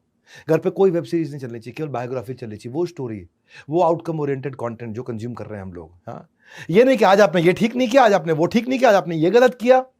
एक इंस्पिरेशनल पर्सनालिटी स्टोरी उठाइए और उसका डीप ब्रीफ करिए बच्चे के साथ। बायोग्राफी से ना बच्चे को इंसाइट मिलेगा कि वो कैसे हैंडल करेगा क्राइसिस को। कई मूवीज है बायोग्राफी पे जहां पे वो समझ पाया कि कॉम्प्लेक्स प्रॉब्लम को कैसे सॉल्व करूंगा मैं। बच्चे को सीखने को मिलता है बायोपिक में, वो एक ऑर्डिनरी आदमी एक्स्ट्राऑर्डिनरी हीरो कैसे बनता है, बायोपिक में वो सीखता है। ये जो इंस्पिरेशनल मूवीज होती हैं, बायोपिक होती है, ये एक अप्रोच है जिससे आप एक डिप्रेशन के मरीज को भी बाहर निकाल सकते हो, मूड डिसऑर्डर से लोगों को ठीक कर सकते हो। बायोग्राफी से पता चलता है कि मुझे क्या नहीं करना है। मैरी कॉम देखी है आपने, महेंद्र सिंह धोनी की मूवी देखी है आपने, ये सब क्या बड़ी पावरफुल बायोग्राफी है। आप इन्वेस्ट कर रहे हो अप्रिशिएटिंग एसेट में, जिसको सारी जिंदगी अपने साथ लेकर के जाएंगे, उनको साथ में बैठ करके दिखाओगे उन्हें। गुंजन, वो पायलट जो पहली बनी थी, फाइटर पायलट हमारे देश की, उसकी बायोग्राफी दिखाओगे, वो सोचेगा पान सिंह तोमर स्पोर्ट्समैन कैसे बना था, आगे बढ़ा था, वो उसके बारे में सोचेगा। वो ये सोचेगा कि मैं कैसे इस बायोग्राफी से मैं सीख सकता हूं। भाग मिल्खा भाग से सीखूंगा, बुधिया सिंह से सीखूंगा, सांड की आंख से सीखूंगा, सूरमा से सीखूंगा। वो ये सीखेगा, दंगल से सीखेगा, भगत सिंह से सीखेगा, कौन प्रवीण तांबे, वो सीखेगा। सुभाष चंद्र बोस की कहानी सुनाइए उसको, नीरजा की कहानी सुनाइए, वो जो एयर होस्टेस थी। ये एक एक्सीलेंट तरीका है कि अपने बच्चे की मेमोरी को बिल्ड करना, उसके अंदर एक संस्कार डालना। वो स्टोरीज हैं, उसके पास एक रेफरेंस पॉइंट आ जाता है, ये कर सकता है तो मैं भी कर सकता हूँ, इसने करके दिखाया तो मैं भी कर लूंगा। If he can do I can do, एक कैन डू एटीट्यूड आ जाता है उसके अंदर। उसके अंदर वो संस्कार आना शुरू होता है, वो रेफरेंस पॉइंट का। और वो मोटिवेशनल कंटेंट जब आपके साथ कैन डू एटीट्यूड का वो लेगा ना, तो वो जब उस मूवी के अंदर अपने से नीचे को देखेगा तो ग्रैटिट्यूड महसूस करेगा, भगवान आपने बहुत कुछ दिया। और अपने से ऊपर वाले को देखेगा तो एटीट्यूड बिल्ड करेगा कि मैं भी वहां पहुंच सकूं। तो ग्रैटिट्यूड भी होगा, एटीट्यूड भी होगा। Lower for gratitude, higher for attitude, दोनों बिल्ड करेगा। उसको झुंड दिखाओ, कैसे अमिताभ बच्चन ने झुग्गी झोपड़ी के बच्चों की फुटबॉल टीम बनाई। सुपर 30 दिखाओ, कैसे उन्होंने गरीब बच्चों को पढ़ाया। शेरशाह, पान सिंह तोमर, शकुंतला देवी, 1983 जो मूवी कपिल देव की बनी थी वर्ल्ड कप के ऊपर, हवाई दादा, पैडमैन, गुरु, एलओसी, कितनी बढ़िया बढ़िया मूवी है। साइना, एयरलिफ्ट, चक दे इंडिया, ये सब प्रॉब्लम सॉल्विंग और गेम चेंजर कंटेंट है। और इसका कोई सब्स्टिट्यूट नहीं होता है भैया। देखो, या तो आप एक्सपीरियंस खुद कर लो या दूसरे के एक्सपीरियंस से सीख लो। और यहां पे बायोपिक मूवी से वो दूसरे के एक्सपीरियंस से सीख सकता है। हमने बड़ा बिजनेस जूनियर के अंदर भी इतनी स्टोरी टेलिंग करी है। और मैं ये बता रहा हूं, हमारा बड़ा बिजनेस जूनियर 7,999 में जो आज दे रहे हैं ना, गेम चेंजर है। ये कंटेंट है शुद्ध देसी घी के समान। जो आज वीडियो दे रहा हूं ना, कोई स्ट्रैटेजी, ये शुद्ध देसी घी के समान, इसलिए लगा के रखो पूरा ध्यान। 11वीं strategy, compulsory device free dinner. क्या होता है compulsory device free dinner? Dinner के टाइम पे कोई डिवाइस नहीं। डिनर एक ऐसा टाइम है जब सारे मां बाप और बच्चे सब इकट्ठे बैठते हैं। पिता भी है, मां भी है, बच्चे भी हैं, दादा भी है, दादी भी है। डिवाइस फ्री कर दो उस समय। ये रियल प्राइम टाइम है। जैसे टीवी वाले बोलते हैं, न्यूज वाले, prime time, prime time, prime time show, prime time show. भाई साहब, ये आपके परिवार का प्राइम टाइम है। मील टाइम का मतलब फील टाइम, ये फील टाइम है। जिसके साथ हमें दोस्ती करनी होती है ना भाई साहब, रिश्ता मजबूत करना होता है, उसको हम घर पे डिनर पे बुलाते हैं या उसके घर पे डिनर पे जाते हैं। अगर आपको अपने बच्चों से दोस्ती करनी है, उनसे रिश्ता मजबूत करना है, तो फेस टू फेस टाइम उनके साथ बैठिए। ये वो कॉमन टाइम है जिससे में आप सबके सब घर पे होते हैं। एक रिसर्च कहती है कि अगर डिनर के टाइम पे केवल फोन वहां पड़ा भी हो ना, तो वो भी क्वालिटी ऑफ कॉन्वर्सेशन को डिस्ट्रैक्ट कर सकता है। फोन दूर कर दो। 70% फैमिलीज आज हमारे देश के अंदर परमानेंट टीवी चला के रखती हैं खाने के टाइम पे। अलग अलग टीवी सीरियल चले जा रहे हैं, पता नहीं कौन कौन से चल रहे हैं। घर की पॉलिटिक्स के टीवी सीरियल चल रहे हैं वहां पे। औरतें, माँ बैठ करके, दादियां सब देख रही है बैठ के, दिमाग खराब कर रखा है। National centre for addiction and Colombia university वो क्या बोलती है, जो माँ बाप के साथ बच्चे बैठ के आराम से टेबल पे खाना खाते हैं, जमीन पे या बिस्तरे बैठ के खाते हैं, वो जिंदगी में आगे ड्रग्स यूज करना, उनके चांसेस बहुत घट जाते हैं। स्कूल में अच्छा परफॉर्म करते हैं और उनकी जिंदगी में बिहेवियर के इश्यूज नहीं आते हैं। फैमिली बॉन्ड बनेगा ना, बॉन्ड बनेगा और पता चलेगा अरे हमारे घर वाले भी अच्छे लोग हैं। अच्छे लोग हैं मेरे घर वाले, उनको जानने का मौका मिलेगा, उनके साथ बैठेंगे। It is beautiful time. और इनफैक्ट आजकल तो दुनिया के अंदर कितने रेस्टोरेंट आ गए हैं, वो कहते हैं कि अगर आपने अपना मोबाइल बाहर रिसेप्शन पे जमा करा दिया, या किसी रेस्टोरेंट में लॉकर होता है, अब यहाँ पे लॉकर में जमा करा दीजिए, या किसी रेस्टोरेंट में चिड़िया का केज नहीं होता, वहाँ केज खोल के देते हैं, इसके अंदर जमा करा दीजिए, तो आपको रेस्टोरेंट में हम 20% डिस्काउंट देंगे खाना खाने पे। तो देखिए, शास्त्रों में बताया गया, ददाति प्रति गृह्णाति गुह्यम आख्याति पृच्छति भुंक्ते भुंजते चैव षड्विधम प्रीति लक्षणम। 6 चीजें बताई गई हैं। किसी से रिश्ता बनाना 6 चीजें करनी चाहिए। गिफ्ट देना, गिफ्ट लेना, अपने दिल की बात कहना, सामने वाले की दिल की बात सुनना, उनको भोजन कराना, उनके यहाँ भोजन करना। तो 6 में से 4 चीजें तो आप कर ही सकते हो अपने बच्चों के साथ। उनसे दिल की बात कहना, दिल की बात सुनना, उनको भोजन खिलाना, उनके साथ बैठ के भोजन खाना। ये 4 चीजें तो आप कर ही सकते हो। तो पावरफुल है, ये गेम चेंजर है, क्योंकि टीवी आपकी बुद्धि को सक कर लेगा।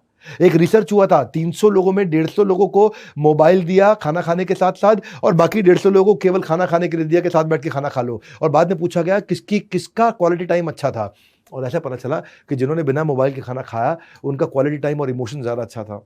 सुनो सुनो सुनो भैया, आज का प्रोग्राम आपको जीवन भर रहेगा याद, क्योंकि आपने जो दे दिया मेरा साथ, अब कोई नहीं देगा आपकी पेरेंटिंग स्किल्स को मात। क्योंकि आपने दे दिया मेरा साथ, कोई नहीं दे सकता आपको मात। पकड़ते हैं 12वीं strategy, morning time is caring time, yelling is damaging. बहुत सारी माएँ गलती कर बैठती है मॉर्निंग के अंदर, बच्चों को सुबह उठाते वक्त चिल्ला के उठाती हैं, उठ जा कुंभकर्ण, कितना सोएगा तू, सोता रहेगा, तेरा स्कूल छूट जाएगा, चीखना चिल्लाना, बच्चे का दिन भी खराब होगा, आपका दिन भी खराब होगा। मॉर्निंग में बच्चे के साथ ऐसे कभी नहीं उठाते चिल्ला के उसको, ना पति को ना बच्चे को जोर से चिल्ला के कभी नहीं उठाते।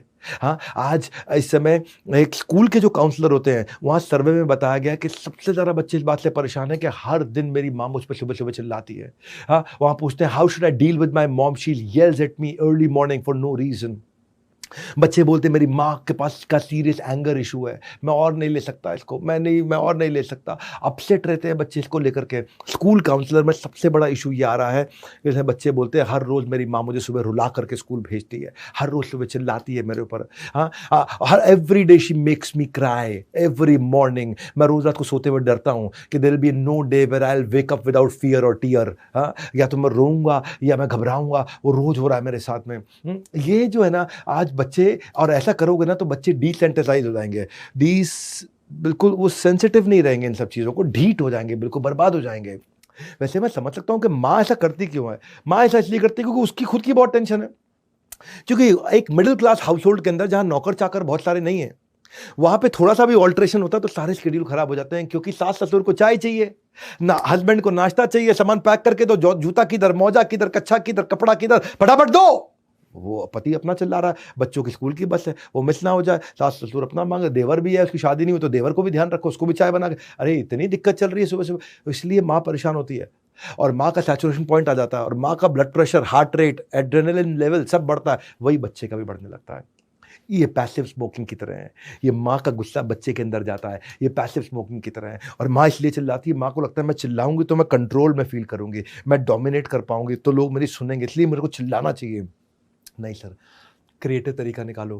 क्योंकि अगर बच्चा छोटा है ना, तो वो ये समझ नहीं पाता है कि ये चिल्लाना, ये थ्रेट मेरे लिए असली है कि नकली है। छोटे बच्चे को फ़र्क समझ में नहीं आता कि ये रियल थ्रेट है कि अनरियल थ्रेट है। ये जो मेरे पे चिल्लाया गया है, ये मेरे लिए बहुत खतरनाक है, ये ऐसे ही मम्मी बोल रही है क्योंकि मम्मी परेशान है बेचारी, मम्मी परेशानी में चिल्ला रही है, या वो वास्तव में चाहती है कि मैं मर जाऊँ, या मैं ऐसा पागल हूँ, या मैं घटिया हूँ। इसीलिए बिना शाउट किए करने के लिए येलिंग जो है वो गलत कंट्रोल का तरीका है। रीअरेंज करो अपने शेड्यूल को, प्लानिंग, प्रिपरेशन, प्रिवेंशन करो। सारी माओं से मेरी प्रार्थना है कि पिछली रात को तैयारी कर लीजिए, जो ट्रिगर मोमेंट है समझिए, यूनिफॉर्म पहले तैयार करके रखिए, खाने को आधा प्रिपेयर करके रखिए, सब्जी रात को काट के फ्रिज में रख लीजिए, जो भी करना आधी तैयारी करके रखिए कल सुबह की, ताकि सुबह आप prepare when it is peaceful so you can prevent there is no crisis. हाँ, पीसफुल प्रिपेयर करिए। और सुन लो भैया मेरी बात, ये 21 स्ट्रैटेजी अगर छोड़ दिया बीच में मेरा साथ, बाद में हमलते रह जाओगे। हाँ, 13वां जो नेगेटिव लेबलिंग है ना, ये नेगेटिव लेबलिंग ये जाने अनजाने में किया गया बहुत बड़ा हार्म है।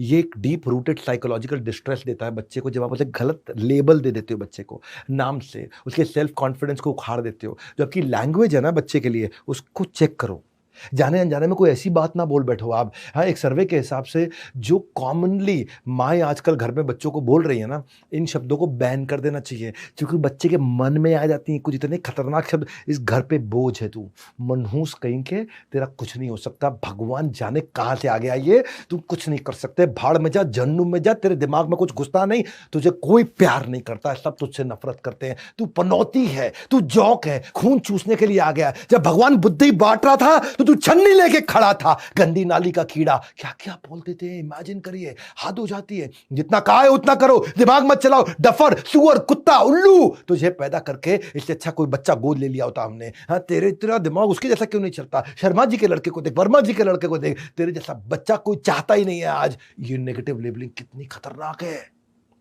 बच्चा कई बार उसको सच मान लेता है, and sometimes he accept unconditionally कि जो मेरे माँ बाप बोल रहे हैं सही है, और उसको लगता है I am not good enough, उसको लगता है मैं कुछ कर नहीं पाऊंगा, और सबसे बड़ी बात, उसको लगता है मैं किसी के लिए इंपॉर्टेंट नहीं हूं। उसको लगता है मैं किसी के लिए इंपॉर्टेंट नहीं, मेरा कोई नहीं है, मैं मर भी गया तो कोई रोएगा नहीं। वो ऐसा रो पड़ता है, वो बहुत परेशान हो जाता है, उसको लगता है मैं माँ बाप पे बहुत बड़ा बर्डन हूं। अनफॉर्चुनेटली बच्चे का माइंड कई बार इतना डेवलप्ड नहीं होता कि वो समझ पाए कि माँ ने अनइंटेंशनली बोला है। कई बार बच्चा नहीं समझ पाता कि मेरे पिता या मेरी माँ ऐसा बोलना नहीं चाहते थे मुझसे, बस गलती से बोल बैठे हैं, गुस्से में बोल बैठे हैं। वो उसको सच मान लेता है। ये stop, no, don't, can't, won't, shouldn't, ये सब वर्ड्स मत यूज करिए। पॉजिटिव लैंग्वेज यूज करिए, सोल्यूशन ओरिएंटेड लैंग्वेज यूज करिए। हाँ, आप अपने रिस्पॉन्स को जब शुरू करते हैं तो देखिए कि पॉजिटिव टॉक कर सकते हैं क्या, ताकि उनको बता सके। कंसीडरेबली आसान होगा आप डिफिकल्ट सिचुएशन को आपको हैंडल करना। उसकी सेल्फ वर्थ को खत्म नहीं करोगे आप। एक अच्छे पेरेंट का यही मार्क है कि अपने बच्चे को कैसे ट्रीट कर रहे हैं जब कोई नहीं देख रहा होता। अकेले में क्या बोलते हैं, इसलिए मत बोलो चिल्लाओ मत, उसकी जगह बोलो धीरे बोलो। बाहर मत जाओ, उसकी जगह बोलो घर के अंदर रहो। ये पॉजिटिव स्टेटमेंट, नेगेटिव स्टेटमेंट। मारो मत, प्यार से खेलो। भागो मत, धीरे चलो। मेज पे मत चढ़, कुर्सी पे बैठो। दोनों में फर्क है। कुर्सी पे बैठो का मीनिंग अलग है, मेज पे मत चढ़ो का मीनिंग अलग है। अपनी लैंग्वेज इंप्रूव करिए। हाँ, खाने से पहले मिठाई नहीं मिलेगी, मिठाई खाने के बाद पक्का मिलेगी। हाँ, ये लैंग्वेज में कितना फर्क है। घर में शैतानी मत करो, बाहर जाके खेलो। हाँ, तेरे से कुछ नहीं होगा, आओ हम साथ मिलके करते हैं। छोटी बहन को धक्का मत दियो, बहन के साथ हमेशा प्यार से खेलते हैं। सोफे पे मत कूद, सोफा तो बैठने के लिए होता है ना। लैंग्वेज बदलते ही गेम चेंज हो जाता है। हाँ, आप कैसे शब्दों का इस्तेमाल करते हो। नेगेटिव बात जो है ना, वो दिमाग में रजिस्टर कर जाएगी गलत तरीके से, इसलिए नेगेटिव बात नहीं बोलते। हमेशा पॉजिटिव इंस्ट्रक्शन देते हैं माइंड को, नेगेटिव इंस्ट्रक्शन नहीं देते हैं। हाँ, ये बोलने की जगह कि मैं अभी तुमसे बात नहीं कर पाऊंगा, ये बोलिए मैं तुमसे 15 मिनट बाद बात करूंगा। बहुत फर्क है दोनों में। हाँ, क्योंकि अगर आप रेगुलरली बच्चे को ऐसे इग्नोर करते रहे और हर बात पर ना बोलते रहे तो ये अप्रोच ना आपके लिए लंबा समय चलेगी भी नहीं। हाँ, ये तब चल सकता है जब उसे सॉकेट में उंगली डाल दी हो, तब बोल सकते हो आप, इमरजेंसी है। वो घर की ऊंची 10वीं मंजिल की छत की बालकनी पे जाके खड़ा हो गया है, तब आप बोल सकते हो, क्योंकि वो इमरजेंसी है। अदरवाइज ये तरीका चलता नहीं है। मैं बहुत पावरफुल कंटेंट दे रहा हूँ, बहुत फायदा होगा आपको इस कंटेंट से। आपको आ जाएगा स्वाद, आपके बच्चे बड़े होकर के आप ही को करेंगे धन्यवाद। हाँ, इसलिए पूरा अटेंड करिए। 21 strategy, 14 strategy, positive versus negative punishment. Punishment भी दो तरह की होती है, एक पॉजिटिव पनिशमेंट होती है, एक नेगेटिव पनिशमेंट होती है। बच्चों को सही राह पे लाने के लिए आमतौर पर सभी पेरेंट्स एक ही चीज करते हैं, डांटते हैं, सजा देते हैं।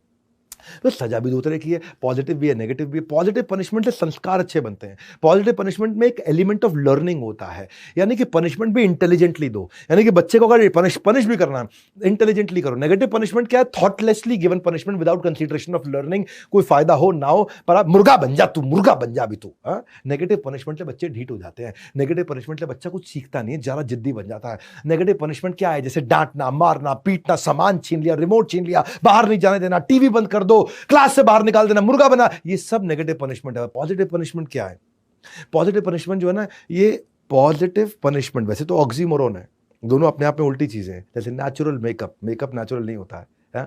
एक्यूरेट एस्टिमेट, एस्टिमेट एक्यूरेट नहीं होता है। स्मॉल क्राउड, क्राउड कभी स्मॉल नहीं होता है। सीरियसली फनी, फनी चीज कभी सीरियस नहीं होती है। नेचुरल एक्टिंग, एक्टिंग है या नेचुरल है। वर्चुअल रियलिटी, या रियलिटी है या वर्चुअल, सेम डिफरेंस, या डिफरेंट है या सेम है। क्लोज डिस्टेंस, या क्लोज है या डिस्टेंस है। क्लाइम डाउन, या तो चढ़ो या उतरो, क्या ये, लेकिन फिर भी ओरिजिनल कॉपी, या तो कॉपी है यार। लेकिन ये बड़ा प्यारा ऑक्सीमोरोन है, पॉजिटिव पनिशमेंट। इसमें वैल्यूएबल टीचिंग होनी चाहिए। हाँ, ऐसी पनिशमेंट दो इंटेलिजेंटली कि उससे बच्चे का कॉन्फिडेंस बढ़े। बच्चा का क्लास में ज़्यादा बात कर रहा तो उसे बोलिए कि वो ये 5 पेज पढ़ के समझाए। आपने पनिशमेंट दिया लेकिन पॉजिटिव है, मुर्गा बनाने की जगह। बच्चा अगर कागज फेंक रहा है इधर उधर, उसे बोलो आज आप पूरी क्लास साफ करोगे, तो पनिशमेंट दिया लेकिन पॉजिटिव है। अगर उसे याद है पहले के जमाने में करते थे, वो स्पेलिंग गलत लिखता था बच्चे, तो मास्टर जी बोलते 10 बार लिखो। हाँ, वो ठीक है, वो पॉजिटिव पनिशमेंट है। पनिशमेंट है, 10 बार सही राइट स्पेलिंग लिखेगा तो जिंदगी भर याद रखेगा। घर गंदा कर दिया, फैला दिया, तो उसे बोला आज। अब नेगेटिव पनिशमेंट क्या है, थप्पड़ लगा दिया। पॉजिटिव पनिशमेंट क्या है, आज घर आप साफ करेंगे।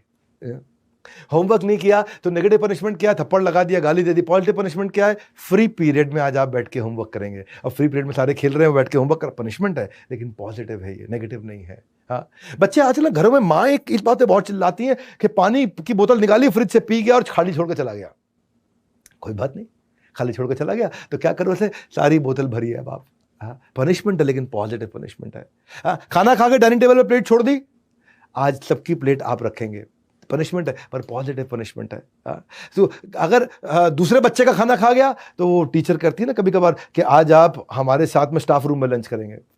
पॉजिटिव पनिशमेंट में आप अनडिजायरेबल बिहेवियर को कम कर रहे हैं लेकिन साथ में लर्निंग भी दे रहे हैं। नेगेटिव पनिशमेंट में आप केवल गाली दे रहे हैं, मार रहे हैं, धमका रहे हैं, हड़का रहे हैं, चिल्ला रहे हैं, बुरा भला बोल रहे हैं। उसको सिखाइए, हाँ, आई डू यू सी, आप करेंगे फिर वो देखेगा आपके साथ। आज बिस्तरा गंदा कर दिया, आज बेड की चादर आप बिछाएंगे, आज अलमारी के कपड़े आप लगाएंगे साथ में, तो आप साथ में मिलकर के लगाइए। आप तो लगाने वाली थी, आप खुद तो अपना अलमारी लगाने वाली थी, लेकिन आपने साथ में उसको लगा लिया, आप वो भी साथ में मिलकर लगा रहा है, सीख रहा है।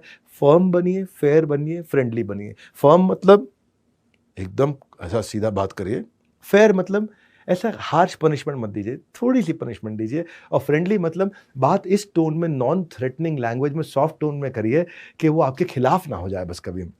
एक बच्चे का भविष्य माता पिता की सोच पे निर्भर करता है, इसलिए हमेशा प्रोग्रेसिव माइंडसेट से सोचें।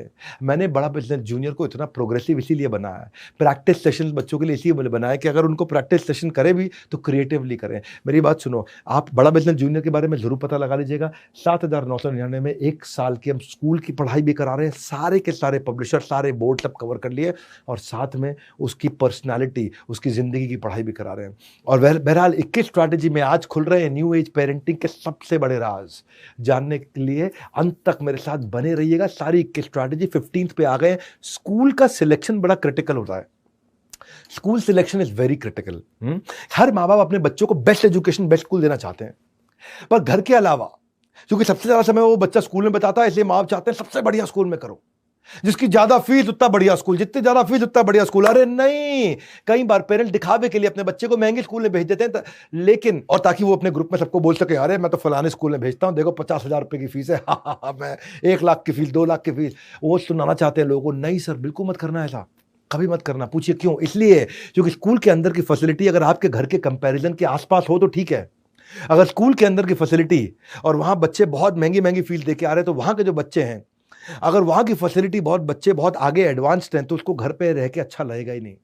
बच्चे को स्कूल अपनी क्षमता के अनुसार उसके बराबर या उसके आसपास का देना चाहिए, क्योंकि उस स्कूल में बच्चे हाई एंड गैजेट डिस्कस करेंगे, लग्जरी गाड़ियों का डिस्कशन करेंगे, एक्सोटिक हॉलिडे लोकेशंस का डिस्कशन करेंगे, ब्रांडेड कपड़ों के ब्रांड्स की बातचीत करेंगे, जूतों के ब्रांड की बात करेंगे, एक्सपेंसिव गिफ्ट की बात करेंगे। और जब वो घर आकर के देखेगा और घर पे आकर के आपका घर का बुरा हाल देख करके, फिर वो आपको ऐसा मानेगा कि मेरे माँ बाप किसी काम के नहीं है, माँ बाप ने कभी अपनी जिंदगी में कुछ किया नहीं, बाप ने कुछ करके दिखाया नहीं, हम पे चिल्लाता रहता है। वो पेरेंट्स बच्चों के अच्छे भविष्य के लिए ऐसे स्कूल में डालते हैं, पर उल्टा भविष्य खराब हो जाता है, क्योंकि उसके अंदर इंफीरियरिटी कॉम्प्लेक्स आ जाता है। माँ बाप को लगता है हमने बच्चों के लिए इतना कुछ किया, और बच्चे देखते हैं कि उसके दोस्त रईस है, उनके महंगे शौक हैं, उनकी लग्जरी लाइफस्टाइल है, उसके अंदर इंफीरियरिटी कॉम्प्लेक्स आ जाएगा, या फिर वो गलत रास्ते पे चल पड़ेगा उन इच्छाओं को पूरा करने के लिए। वो घर में चोरी करने लग जाएगा अचानक से, या घर का कोई सामान नहीं लाकर बाहर बेच आएगा, या किसी दोस्त रिश्तेदार को झांसे में देकर के पैसा लूट लेगा, कुछ ना कुछ करेगा।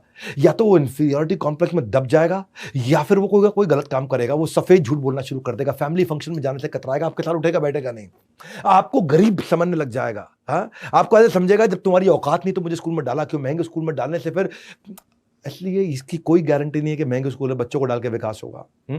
और अगर इसको ढंग से चेक नहीं किया ना आपने, तो उसकी इंफीरियरिटी कॉम्प्लेक्स इतनी बढ़ सकती है कि उसको मेंटल हेल्थ इश्यूज होते हैं। क्योंकि वहाँ सब गाड़ियों पे आ रहे हैं, बच्चा आपका स्कूल की बस पे जा रहा है, वहाँ बच्चों के जूते भी स्कूल के ब्रांडेड होते हैं, नाइकी का जूता पहन के आता है, आप सिंपल जूता पहनाते हैं उसको, वहाँ वो घड़ी भी महंगी पहन करके आता है। तो ऐसे इंफीरियरिटी कॉम्प्लेक्स वाले बच्चों के पास बहुत बड़ा रिस्क होता है, उनको क्रोनिक डिप्रेशन में चले जाना और वर्थलेस फील करना। इंफीरियरिटी कॉम्प्लेक्स लॉन्ग टर्म में इमोशनल सोशल रिलेशनशिप पे बहुत इंपैक्ट लेकर के आता है। दूसरी चीज, स्कूल नजदीक रखो अपने घर के, बहुत दूर का स्कूल कभी मत लेना। कई बार अच्छे स्कूल के चक्कर में पेरेंट्स इतना दूर भेज देते हैं बच्चे को कि 1.5 घंटा सुबह जाने में, 1.5 घंटा आने में, क्योंकि बस तो देखो हर स्टॉप पे रुकेगी, अगले स्टॉप पे बस रुकते रुकते बहुत टाइम लगाती है। छोटा डिस्टेंस भी 45 मिनट 1 घंटे में कवर करती है, और अगर 1.5 घंटा आखिरी स्टॉप और पहला स्टॉप हो गया तो बच्चे की जिंदगी खराब। क्यों खराब? क्योंकि वो सारे मेधावी बच्चे जो स्कूल के पास में रहते थे ना, उनकी जिंदगी में आपके बच्चे के मुकाबले 3 घंटे ज्यादा हो जाते हैं। 1.5 घंटा सुबह, 1.5 घंटा शाम को। आपके बच्चे की जिंदगी से 1.5-3 घंटा डिलीट हो गया है, इवेपोरेट हो गया है, निकल गया है, खत्म हो गया, गायब हो गया है। उसके 3 घंटे उसकी जिंदगी में से खत्म कर दिया आपने, क्योंकि वो बस में 1.5 घंटा सुबह बैठा, बस में 1.5 घंटा दोपहर को बैठा। उसका ट्रैवलिंग टाइम खत्म करिए, आसपास लेकर के आइए। और फाइनली तीसरी चीज, स्कूल ऐसा होना चाहिए जिसमें एकेडमिक के साथ साथ एक्स्ट्रा करिकुलर एक्टिविटी पर ध्यान दिया जाता हो। स्कूल ऐसा हो जिसमें स्पोर्ट्स हो, ओवरऑल पर्सनालिटी डेवलपमेंट हो, कम्युनिकेशन, टैलेंट, ये सब हो। स्कूल ऐसा हो जहां पे इन सारी एक्टिविटीज को equal importance, sports, art, dance, music, drama, competition, olympiad, seminar, इन सब पे ध्यान दिया जाए। मैं इसीलिए सारी एडटेक कंपनी केवल एग्जाम पे ध्यान दे रही थी। मैं केवल बड़ा बिजनेस जूनियर है, किसी एडटेक कंपनी है जो एग्जाम के बाद भी है। आज हम अफोर्डेबल है, अवेलेबल है, एक्सेसिबल है, डंके की चोट पे बोलते हैं। 7,999 में जो हमने लॉन्च प्राइस दिया, किसी में हिम्मत नहीं है, क्योंकि पड़े हो किस चक्कर में, कोई नहीं है टक्कर में। हम इतना अफोर्डेबल लेकर के आए, इतना अवेलेबल लेकर के आए हैं। हम टियर 3 टियर 4 सब हिंदी भाषा में, और इसीलिए हम multiple device, multiple operating system का लॉग इन एंड्रॉइड पे भी है, मोबाइल पे भी है, टैबलेट पे भी है, विंडो पे भी है, लैपटॉप पे भी है, डेस्कटॉप पे कमिंग सून, आपके लिए गेम चेंज कर दिया। और सुनो मेरी बात, सुनो सुनो सुनो सुनो भैया, एक बात और, कॉपी पेन लेकर के बैठिए, अंत तक लिख लेना एक एक बात। यही होगा, यही रहेगा आपके जिंदगी भर आपके साथ। 16वीं स्ट्रैटेजी, पेट्रोल की गाड़ी में डीजल नहीं डालते। क्या बोला स्ट्रैटेजी, कमाल की। सबको पता है पेट्रोल की गाड़ी में डीजल नहीं डालते, फिर अपने बच्चे के साथ गलत क्यों कर रहे हो आप? बच्चा अगर पेट्रोल की गाड़ी है तो उसमें डीजल क्यों डाल रहे हो? इंजन सीज हो जाएगा। जैसा बच्चा उसको वैसा एक्सेप्ट करो। हाँ, कोई बच्चे इंट्रोवर्ट है, कुछ एक्सट्रोवर्ट है, कुछ शाय है, कुछ टॉकेटिव है। कैसे किया जाए? इंट्रोवर्ट बच्चे को पहले खिलौने के साथ बात करना सिखाया जाता है, उसको पिच द पिक्चर सिखाया जाता है, उसको कहानी बोलना सिखाया जाता है। देखो, बच्चे 3 प्रकार के होते हैं। पहले आप समझते हैं, एक होता है विजुअल लर्नर, उसको बोलते हैं वैक, विजुअल, ऑडिटरी, काइनेस्थेटिक। हर बच्चा अलग है। ये सुनो, बहुत काम का टॉपिक बता रहा हूं, मेरे को बहुत बाद में पता चला था अपने बारे में। पूरे स्कूल टाइम पे मुझको नहीं पता चला था कि मैं विजुअल लर्नर नहीं हूं, मैं ऑडिटरी और काइनेस्थेटिक लर्नर हूं। मुझे खुद अपने बारे में बाद में पता चला था। आज पता चल रहा है कि आपका बच्चा विजुअल लर्नर है कि ऑडिटरी है कि काइनेस्थेटिक है। क्या फर्क है? सुनो, विजुअल लर्नर वो होता है जो पढ़ के सीखता है, देख के सीखता है, पढ़ के सीखता है, देख के सीखता है। उसको पढ़ना अच्छा लगता है, वो घंटों बैठ के किताब में पढ़ सकता है, वो ग्राफ पढ़ेगा, चार्ट पढ़ेगा, डायग्राम पढ़ेगा, प्रोजेक्ट फाइल, उसको कलर्स अच्छे लगते हैं, वो ड्राइंग कर सकता है, वो प्लानिंग कर सकता है, ऑर्गेनाइज्ड होता है, वो स्क्रिबलिंग करता रहता है, वो लिखता रहता है, उसको हैंडराइटिंग भी उसकी सुंदर होती है, उसकी स्पेलिंग मिस्टेक कभी नहीं करता, उसकी मेमोरी अच्छी होती है। वो नॉर्मली स्कूल में अगर मौका दिया जाए तो पहली रो में जाके बैठता है, दूसरे रो में जाके बैठता है, उसको पीछे बैठना पसंद नहीं है। लेकिन दूसरे होते हैं ऑडिटरी लर्नर, इनको सुन के और बोल के सीखना पसंद है। ये जितना बोलते हैं, जितना सुनते हैं, उतना अच्छा सीखते हैं। हाँ, ये ऊंची आवाज में बात भी करते हैं, इनको रिकॉर्डिंग सुनना अच्छा लगता है, इनको ऑडियो फाइल अच्छा लगता है, इनको वीडियोस अच्छे लगते हैं। ये रीडर स्लो होते हैं, इनको रीडिंग पसंद नहीं आती है। ये अगर कोई नॉइज आ जाए तो डिस्ट्रैक्ट हो जाते हैं, तुरंत डिस्ट्रैक्ट हो जाते हैं। ये पढ़ते पढ़ते भी बोलते बोलते पढ़ते हैं, इनको गाते गाते पढ़ते हैं, कई बार म्यूजिक लगा के पढ़ते हैं। ये डिबेट्स में अच्छे होते हैं, ये बातचीत में अच्छे होते हैं, ये लेक्चर सुनना पसंद करते हैं। और मौका दिया जाए तो ये क्लास में जाके बीच में बैठते हैं, ना आगे बैठते हैं ना पीछे बैठते हैं। पर कुछ होते हैं काइनेस्थेटिक लर्नर, ये बिल्कुल अलग है। हमारे देश के स्कूल इनके लिए बने ही नहीं है। हमारे देश के स्कूल इनके लिए, ये केवल छूने से और करके सीखते हैं। इन्हें कुछ करने के लिए दे दो, इन्हें कुछ एक्टिविटी में इन्वॉल्व पसंद रहता है, इन्हें प्रोजेक्ट करना, इनको एक्सपेरिमेंट करना, इनको बिल्ड करना, इनको एक्शन, इनको टास्क करना, इनको चलना, इनको चलते चलते बात करना, इनको फिजिकल रिवॉर्ड पसंद है। ये काइनेस्थेटिक है। ये मोबाइल की नोटिफिकेशन आते डिस्ट्रैक्ट हो जाते हैं। ये आपने देखा, कुछ बच्चे होते हैं जो क्लास में पीछे बैठते हैं और अपना पाँव हिलाते रहते हैं, टक टक टक टक टक टक, उनका बेंच के नीचे पाँव हिलता रहता है, हिलता रहता है, हिलता रहता है। ये काइनेस्थेटिक वाले होते हैं। ये हर समय इनका पाँव हिलता रहता है हर समय। ये पेंसिल भी ना टक टक ऐसे ऐसे उंगली में हिलाते रहते हैं हर समय, नीचे मारते रहते हैं कॉपी पे, है ना। ये कौन है? काइनेस्थेटिक है। इनको ना बॉडी के मोशन से सीखना पसंद आता है। हाँ, हिलते रहते हैं, पढ़ते पढ़ते पैर बिना, अब मास्टर पैर मत हिलाओ, पैर मत हिलाओ, क्यों ना हिला? वो हिलाएगा पैर। अब नहीं, पैर हिलाना गलत होता, वो बिना हिलाए पड़ेगा ही नहीं, कुछ करेगा नहीं। इनकी स्पेलिंग मिस्टेक्स बहुत होती है, इनको स्पेलिंग याद नहीं रहती है। ये जेस्टिकुलेट होते हैं, ये हाथों के इशारों से बात करते हैं, ये कपड़े भी अपने कंफर्ट के हिसाब से पहनते हैं और नॉर्मली लास्ट सीट पे बैठते हैं। भैया, अब आपका बच्चा कौन है समझना है। इसमें कुछ भी सही गलत नहीं होता है। पेट्रोल की गाड़ी में डीजल नहीं डालते हैं। ये बोलते हैं visual, auditory, kinaesthetic. There is no right, there is no wrong learning style. आपको अपने बच्चे का स्टाइल आइडेंटिफाई करना है, पैटर्न पढ़ो उसका कौन सा है, उसकी प्रेफरेंस को समझो। ऑनलाइन क्वेश्चनर, साइकोलॉजिकल असेसमेंट आ रहे हैं इसके ऊपर बहुत सारे देश के अंदर, उनको यूज करो। क्या बच्चे की स्ट्रेंथ क्या है, वीकनेस क्या है, और उसके प्रेफर्ड लर्निंग स्टाइल के हिसाब से पढ़ाओ। उसके 7/10 को बढ़ाओ, उसके 2/10 को नहीं बढ़ाते हैं। उसको टीचिंग टूल विजुअल लर्नर के क्या होते हैं? वो व्हाइट बोर्ड पे, फ्लो चार्ट पे, पिक्चर, पीपीटी से पढ़ेगा। लेकिन दूसरी तरफ जो ऑडिटरी वाला है, वो बातचीत करके पढ़ेगा, मेमोराइज करेगा, वो ओरल क्विज करेगा, वो डिबेट करेगा, वो क्वेश्चन करेगा, वो जोर से पढ़ेगा।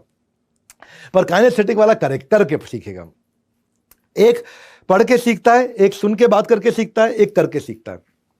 3 प्रकार के लोग हैं। आप देखो आपका बच्चा कौन सा। अच्छा, हर एक में तीनों होती हैं, लेकिन एक ज्यादा होती है।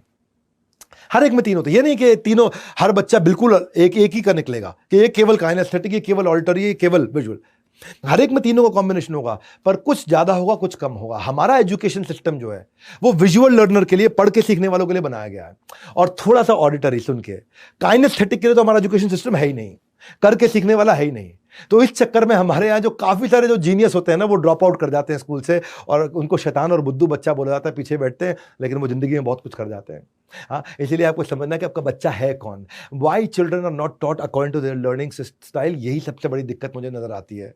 हाँ, कि लेस वो फिर मोटिवेटेड नहीं है नॉलेज गेन करने के लिए।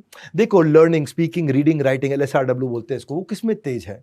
और मैंने यही प्रॉब्लम को समझ के काइनेस्थेटिक, ऑडिटरी, विजुअल, इसको समझ के तीनों को कॉम्बिनेशन बीबी जूनियर में लेके आया कि मैंने लर्नर सेंट्रिक बनाया, टीचर सेंट्रिक नहीं बनाया। बच्चे को क्या चलता है उस हिसाब से करो। हाँ, उसको एक्सपेरिमेंट की लैब्स दी है हमने अपने आप के अंदर, साइंस की यूनिक फीचर है ये हमारा। हमने उसको ज्योग्राफी के इंटरैक्टिव मैप्स दिए हैं, साइंस के उसको एनिमेशंस दिए हैं, हिस्ट्री की उसको टाइमलाइन, ग्रेट पर्सनालिटी की 3D 4D वॉक थ्रू दिए हैं, उसको लाइव फुटेज दिए हैं। ये बनाने में सालों साल लग जाता है। मोहनजोदाड़ो और हड़प्पा को मैं 6ठी क्लास में जब मैं था ना, मेरे को समझ नहीं आता था क्या कौन क्या कर गया मोहनजोदाड़ो में, मेरा दिमाग खराब करके चला गया। और ये हमारी हिस्ट्री की टीचर ये डंडा पकड़ के पेलती रहती, हमको इतना मारती, हम परेशान रहते थे। लेकिन आज हमने ऐसी ऐप बना दी कि मोहनजोदाड़ो और हड़प्पा के एरियल पिक्चर्स के साथ current 3D 4D walk through दिया ला करके। इसीलिए बड़ा बिजनेस जूनियर में केवल समस्या लेकर नहीं, समाधान भी लेकर के आया हूं। और प्राइस में ऐसा लाना चाहता था कि देश की आधी जनता इसको आराम से ले सकती है। बहरहाल 17वीं स्ट्रैटेजी पर चलते हैं। Universe is shifting from left brain to right brain. इसको समझने के लिए ऐसे समझते हैं कि ब्रेन के दो हिस्से होते हैं, एक होता है लेफ्ट ब्रेन, एक होता है राइट ब्रेन। लेफ्ट ब्रेन जो होता है उसमें logic, mathematics, problem, account, finance, fact analysis आता है। और एक होता है राइट ब्रेन। राइट ब्रेन में visual, intuitive, imagination, holistic thinking, art, drama, music, rhythm, feeling, visualisation, day dreaming, वो सब आता है। यानी कि राइट ब्रेन अलग तरीके से काम करता है, लेफ्ट ब्रेन अलग तरीके से काम करता है। ये सबको पता है बात, ये प्रूवन टेस्टेड है, सबको पता है। लेकिन रीसेंट डेटा से समझ में आया। देखो अब, अच्छा इसको ऐसे समझो कि अगर किसी भी इंसान को, मैं एक आपको क्वेश्चन देता हूं, किसी भी इंसान को उसने 15 दिन पहले डेटा सुनाऊं कि ये डेटा ऐसा था, उसको वो डेटा याद रहेगा, या 15 साल पहले उसने गाना सुना हो, हाँ, कहो ना प्यार है, ये गाना 15 साल पहले आया था, 15 से थोड़ा ज्यादा उसी के समय आसपास आया होगा। हाँ, ऐसे बोलते बोलते मुझे यही एग्जांपल याद आ रहा है इसी गाने का। कि तो अब वो ऋतिक रोशन का गाना था कहो ना, वो गाना ज्यादा याद होगा या 15 दिन पुराना डेटा याद होगा? 15 साल छोड़ दो भाई साहब, 50 साल पुराना गाना भी याद रहेगा लोगों को। चौदहवीं का चांद हो या आफताब हो, जो भी हो तुम, खुदा की कसम लाजवाब हो। लोगों को गाना याद रहता है, डेटा भूल जाते हैं। क्यों?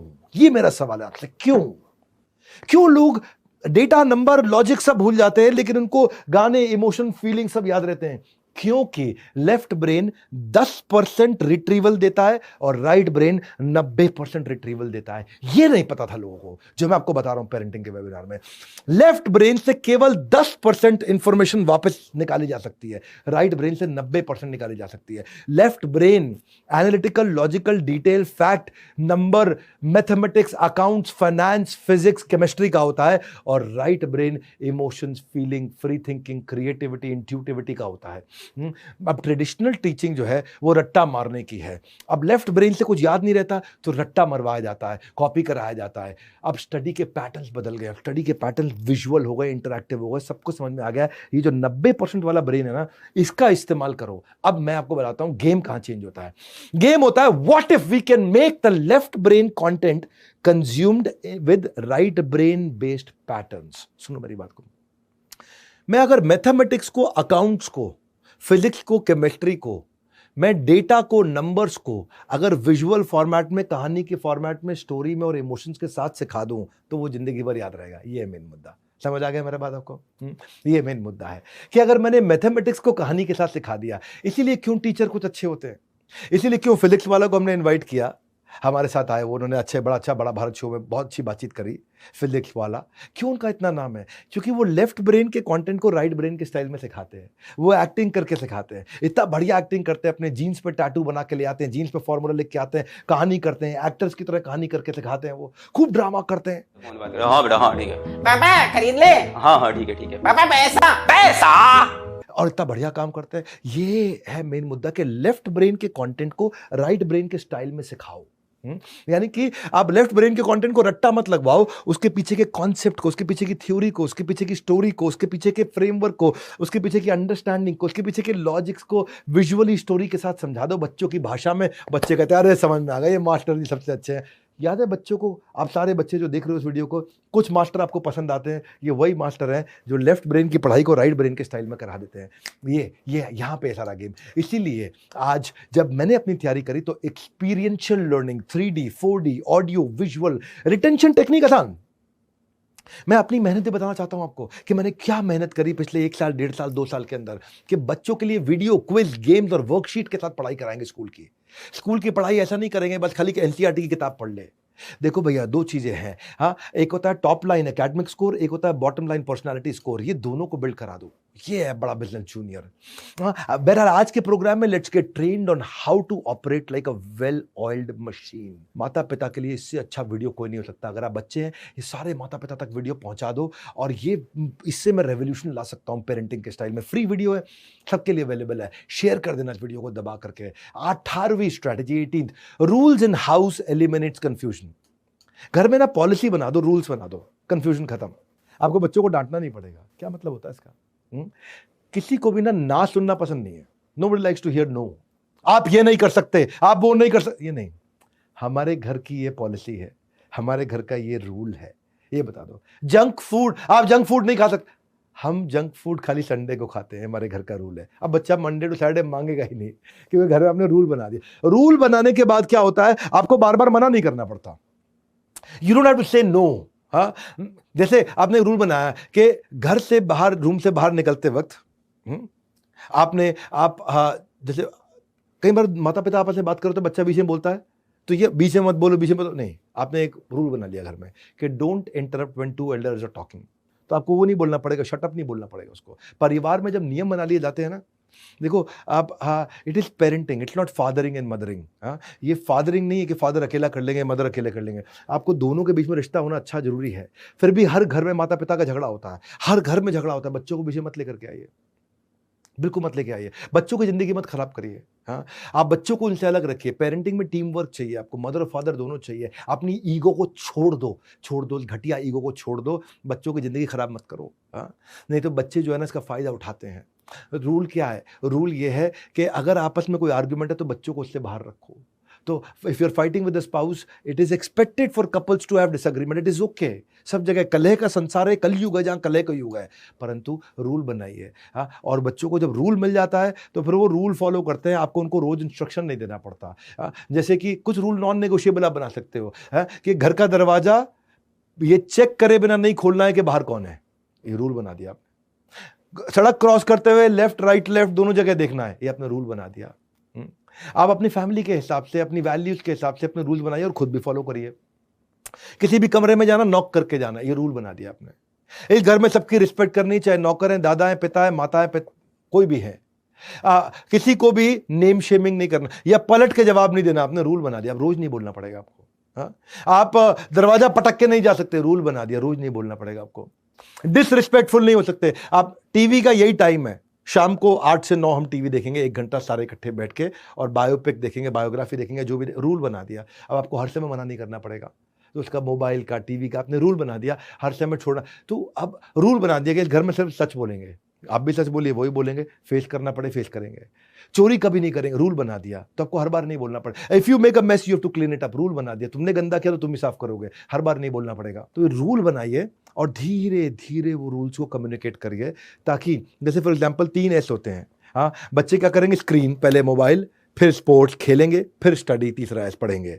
आप रूल बना दो वहाँ पे। पहले स्टडी, आपको क्या करना है? 2 घंटा पढ़ना है, 1 घंटा खेलना है, आधा घंटा मोबाइल यूज करना है। आपने 3.5 घंटे का रूल बना दिया उनके लिए। 2 घंटा पढ़ना है, 1 घंटा खेलना है, आधा घंटा स्क्रीन यूज कर सकते हो आप। 3.5 घंटे का रूल बना दिया आपने। अब ये रूल फॉलो करेगा बच्चा, हर रोज नहीं बोलना पड़ेगा आपको। तो आपको अगर घर में रूल्स बन जाते हैं ना, तो जिंदगी आसान हो जाती है और फिर वो रूटीन्स को भी फॉलो करते हैं। इसके लिए आप एक जार मेथड भी यूज कर सकते हो। बड़ा अच्छा मेथड होता है जार मेथड। घर में 2 जार ले आओ, बढ़िया से 2 जार लेकर के, एक पे लिख दो पेरेंट्स और एक पे लिख दो बच्चे का नाम, सोनू मोनू जो भी है, बच्चे का नाम लिख दो, और एक पे पेरेंट्स लिख दिया अपने, फादर मदर, ठीक है, जो भी है। और बच्चे को कह दो अगर आपने रूल फॉलो किया तो उसमें 10 रुपए जाएगा, रूल टूटा तो उसमें से निकल के माता पिता के जार में चला जाएगा। हाँ, अगर इफ किड बिहेव इनअप्रोप्रिएटली उसमें से 10 रुपये निकलेगा और वो आ जाएगा जो है पापा के जार में, और अगर बच्चे ने अच्छे से बिहेव किया, रूल फॉलो किया, तो पापा के जार से 10 रुपये निकल के सोनू मोनू के जार में आ जाएगा, है। तो एंड ऑफ द वीक, एक हफ्ते के बाद उसको कुछ पैसे इकट्ठे हो जाएंगे जिसको वो खर्च कर सकता है आपकी संरक्षण में, आपकी गाइडेंस के अंदर वो आराम से खर्च कर सकता है। तो उसके पास एक मोटिवेशन भी रहता है। हाउस के रूल्स कॉम्प्लिकेटेड मत रखिएगा कभी भी, ईजी रूल्स बनाइएगा, और ईजी रूल्स बनाएंगे तो आप उनको ट्रैक कर पाएंगे और प्रैक्टिस करा पाएंगे। मैंने सोचा कि बच्चे को मैं अगर बड़ा बिजनेस जूनियर दूंगा तो मैंने कैसे काम कर सकता हूँ, मैं कैसे रूल्स बनाऊँ, रूल्स माता पिता चेक कर पाएंगे बच्चा पढ़ रहा है कि नहीं पढ़ रहा है। तो मैंने एक परफॉर्मेंस ट्रैकिंग सिस्टम ला दिया अपनी ऐप में, बड़ा बिजनेस जूनियर में, कि आप उसकी परफॉर्मेंस को भी ट्रैक कर सकते हैं माता पिता। हाँ, रूल है कि अगर आपको 2 घंटा पढ़ना है तो बच्चा पढ़ रहा है कि नहीं पढ़ रहा, तो वो मोबाइल में जब उसने पूरा वीडियो देख लिया और टेस्ट अपीयर कर लिया तो उसमें ब्लू टिक आ जाएगा, तो पापा को पता चल जाएगा, पापा को नोटिफिकेशन आता है कि बच्चा पढ़ रहा है। उसकी लाइव मॉनिटरिंग कर सकते हैं कंटेंट कंजम्पशन की। ऐसा ना हो कि आपने उसको बीबी जूनियर का ऐप ला के दे दिया मोबाइल पे और वो लगा अपना फ्री फायर खेलने में, और दूसरी जो आजकल गेम आती है वो गोली चलाने वाली और भी गेम आती हैं, वो सब अपना खेलने में लगा है। आपको पता नहीं चल रहा कि पढ़ रहा है कि खेल रहा है। लेकिन हमने ऐसा सिस्टम बना दिया कि बच्चा अगर नहीं पढ़ रहा है तो आपको पता चल जाएगा नहीं पढ़ रहा है, और पढ़ रहा है तो आपको पता चल जाएगा कितना पढ़ा है उसने। तो हमने, आप उसको प्रैक्टिस करा सकते हो। यही है बेसिकली, ओलंपियाड के क्वेश्चन सॉल्व किए नहीं किए उसने, वो सेल्फ स्टडी कितनी कर रहा है, पेन पेपर प्रैक्टिस कितनी कर रहा है, ग्रास्प कितनी कर रहा है। तो हमारे बड़ा बिजनेस जूनियर में माता पिता को रिपोर्ट मिल जाती है, उसने की पॉइंट, चैप्टर हाइलाइट्स, की टर्म्स उसने पढ़े या नहीं पढ़े हैं, नोट्स उसने पढ़े या नहीं पढ़े हैं, उसने प्रैक्टिस सेशन अपीयर करे नहीं करे हैं। फर्स्ट क्लास से लेकर 10th स्टैंडर्ड तक हमने ओलंपियाड के मैथ्स और साइंस दोनों के प्रैक्टिस सेशन ला करके दिए। लोग ओलंपियाड में केवल मैथ्स कवर करते हैं, हमने बीबी जूनियर में साइंस भी कवर कर दिया है। अब बच्चे ने प्रैक्टिस किया है कि नहीं किया है, पढ़ा है कि नहीं पढ़ा है, माता पिता को रिपोर्ट मिल जाती है। आपने रूल बना दिया तो पढ़ेगा ही पढ़ेगा। और सुन लो मेरी बात भैया, आंख नाक मुंह सब खोल के बैठिए, नजर ना हटे एक भी बार, लगने वाली है सभी बच्चों की नैया पार। 19 स्ट्रैटेजी जो है, इनकरेज इंक्विजिटिवनेस। सवाल बच्चों के मन में बहुत होते हैं और कैसे आप उससे उनकी ग्रोथ पे उनको लेके जा सकते हो। जिंदगी में उत्तर सही तभी मिलेगा जब प्रश्न ठीक हो, और बच्चों को सही प्रश्न पूछना आ गया और आपने सही उत्तर देने शुरू कर दिए। पॉजिटिव सोल्यूशन ओरिएंटेड क्वेश्चन, आप पूछो वो जवाब दे, वो पूछे आप जवाब दो, आप पूछो वो जवाब दे, वो पूछो आप जवाब दे, वहीं से बच्चा बिल्ड होता है। और डायरेक्शन ठीक दे दो क्वेश्चन की। For young children quite literally seeking explanation, वो उनके लिए डीप रूटेड डिजायर होती है। जितनी उनको खाने की जरूरत है, पीने की जरूरत है, उतनी उनको सवालों के आंसर की जरूरत होती है। जितनी उनको भूख होती है ना खाने की, उतनी ज्यादा जरूरत होती है कि उनको उनके कोई क्वेश्चन का आंसर दे दे। बच्चे का ब्रेन और ऐसे डिजाइन होता है कि वो सब इंफॉर्मेशन एब्जॉर्ब कर सकता है। जितनी ज्यादा आप इंफॉर्मेशन दे दे सब एब्जॉर्ब कर लेगा। आपको मालूम नहीं है, साइंस ने प्रूव किया है। पर आयरनी क्या है, बच्चों को डिस्करेज कर दिया जाता है। बेकार का सवाल मत पूछ, एक फालतू सवाल मत पूछ। मेरी बात सुनिए, आपके पास आंसर नहीं है, सवाल फालतू नहीं होते, उनको बस डायरेक्शन देनी थोड़ी थी। इसको बोलते हैं HOTS, higher order thinking skill. HOTS, HOTS, higher order thinking skill. और वो क्वेश्चन पूछना ना बच्चे के IQ को दर्शाता है, कितना अच्छा IQ है इसका। आप उसके IQ का पूरा फायदा उठा सकते हो, क्योंकि ये प्रूव कर रहा है कि वो अलग अलग एंगल से एक चीज को समझने की कोशिश कर रहा है। अगर उसके मन में सवाल आ रहे हैं तो बच्चों को टाइम स्पेंड करिए सवाल जवाब पे। ये उनको नई डिस्कवरीज में, उनको डिसीजन मेकिंग को पॉलिश करने में, उनको जिंदगी भर मदद करता है। एक बच्चों के जो सवाल होते हैं वो जब वो नॉलेज को प्रोसेस करने में आपके उत्तर से उसको बहुत मदद मिलती है। वो इन गैप्स को खत्म करके अपनी सेल्फ एस्टीम को बड़ा कर पाता है। और अगर बच्चों ने सवाल पूछना बंद कर दिया है ना, वो इसलिए बंद कर दिया क्योंकि फियर ऑफ जजमेंट है। उनके सवालों पे उनको डांटा गया है, उनको उनके सवालों पे नीचा दिखाया गया है। इसलिए उनको कभी जज मत करिए, रिडिक्यूल मत करिए, बिल्कुल भी। कोई भी सवाल पूछे वो बात करिए। आपको पता है एक साइंस के सर्वे के हिसाब से चाइल्ड साइकोलॉजी में क्या बताया गया है कि कौन से बच्चे को आप बताया गया कि वो बहुत अच्छा बिल्ड होगा? वो बच्चा जिसके एक दिन में एवरेज 73 क्वेश्चंस का आंसर दिया हो माँ बाप ने। इम्पॉसिबल लग रहा है ना आपको? 73 के आप 3 क्वेश्चन का आंसर नहीं देते। लेकिन ऐसा बताया गया है कि वो बच्चा अनप्रेसिडेंटेड ग्रोथ दिखाएगा सबके मुकाबले, जिसके एक दिन के अंदर 24 घंटे में 73 प्रश्नों का उत्तर दिया जा रहा हो। ये स्टडी बता रही है। This is called parenting boss, this is called parenting. जो कंटेंट दे रहा हूं ना कहीं मिलेगा नहीं आपको, इंटरनेट के यूनिवर्स पे अवेलेबल नहीं है ये। रिवॉर्ड करो बच्चे को उसके क्वेश्चन पे, उसको बोलो क्या बड़ा great question you asked, I am glad you asked this question, a very good question, ओ शाबाश, ओ क्या पूछ रहे हो, क्या बात पूछी यार, ओ मजा आ गया। ये करो तो बच्चा और पूछेगा तो और आप इन्वॉल्व हो, थोड़ा टाइम देना पड़ेगा। 4 प्रकार के पेरेंट होते हैं, अथॉरिटेरियन, परमिसिव, अथॉरिटेरियन परमिसिव के अलावा होते हैं डेमोक्रेटिक और नेग्लेक्टफुल। 4 प्रकार के पेरेंट्स होते हैं, याद रखिएगा हमेशा भी आप। अथॉरिटेरियन कौन से हैं? जैसा बोला वैसा करो, बहस मत करो। अगर बच्चों के भविष्य को उज्जवल बनाना ना, तो तानाशाही की प्रवृत्ति खत्म कर दो बच्चों के साथ में। अथॉरिटेरियन, अथॉरिटी, जो बोला है वो करो। परमिसिव, ये बेकार पेरेंट है। ये क्या है? जो करना है करो। परमिसिव, जो करना है करो।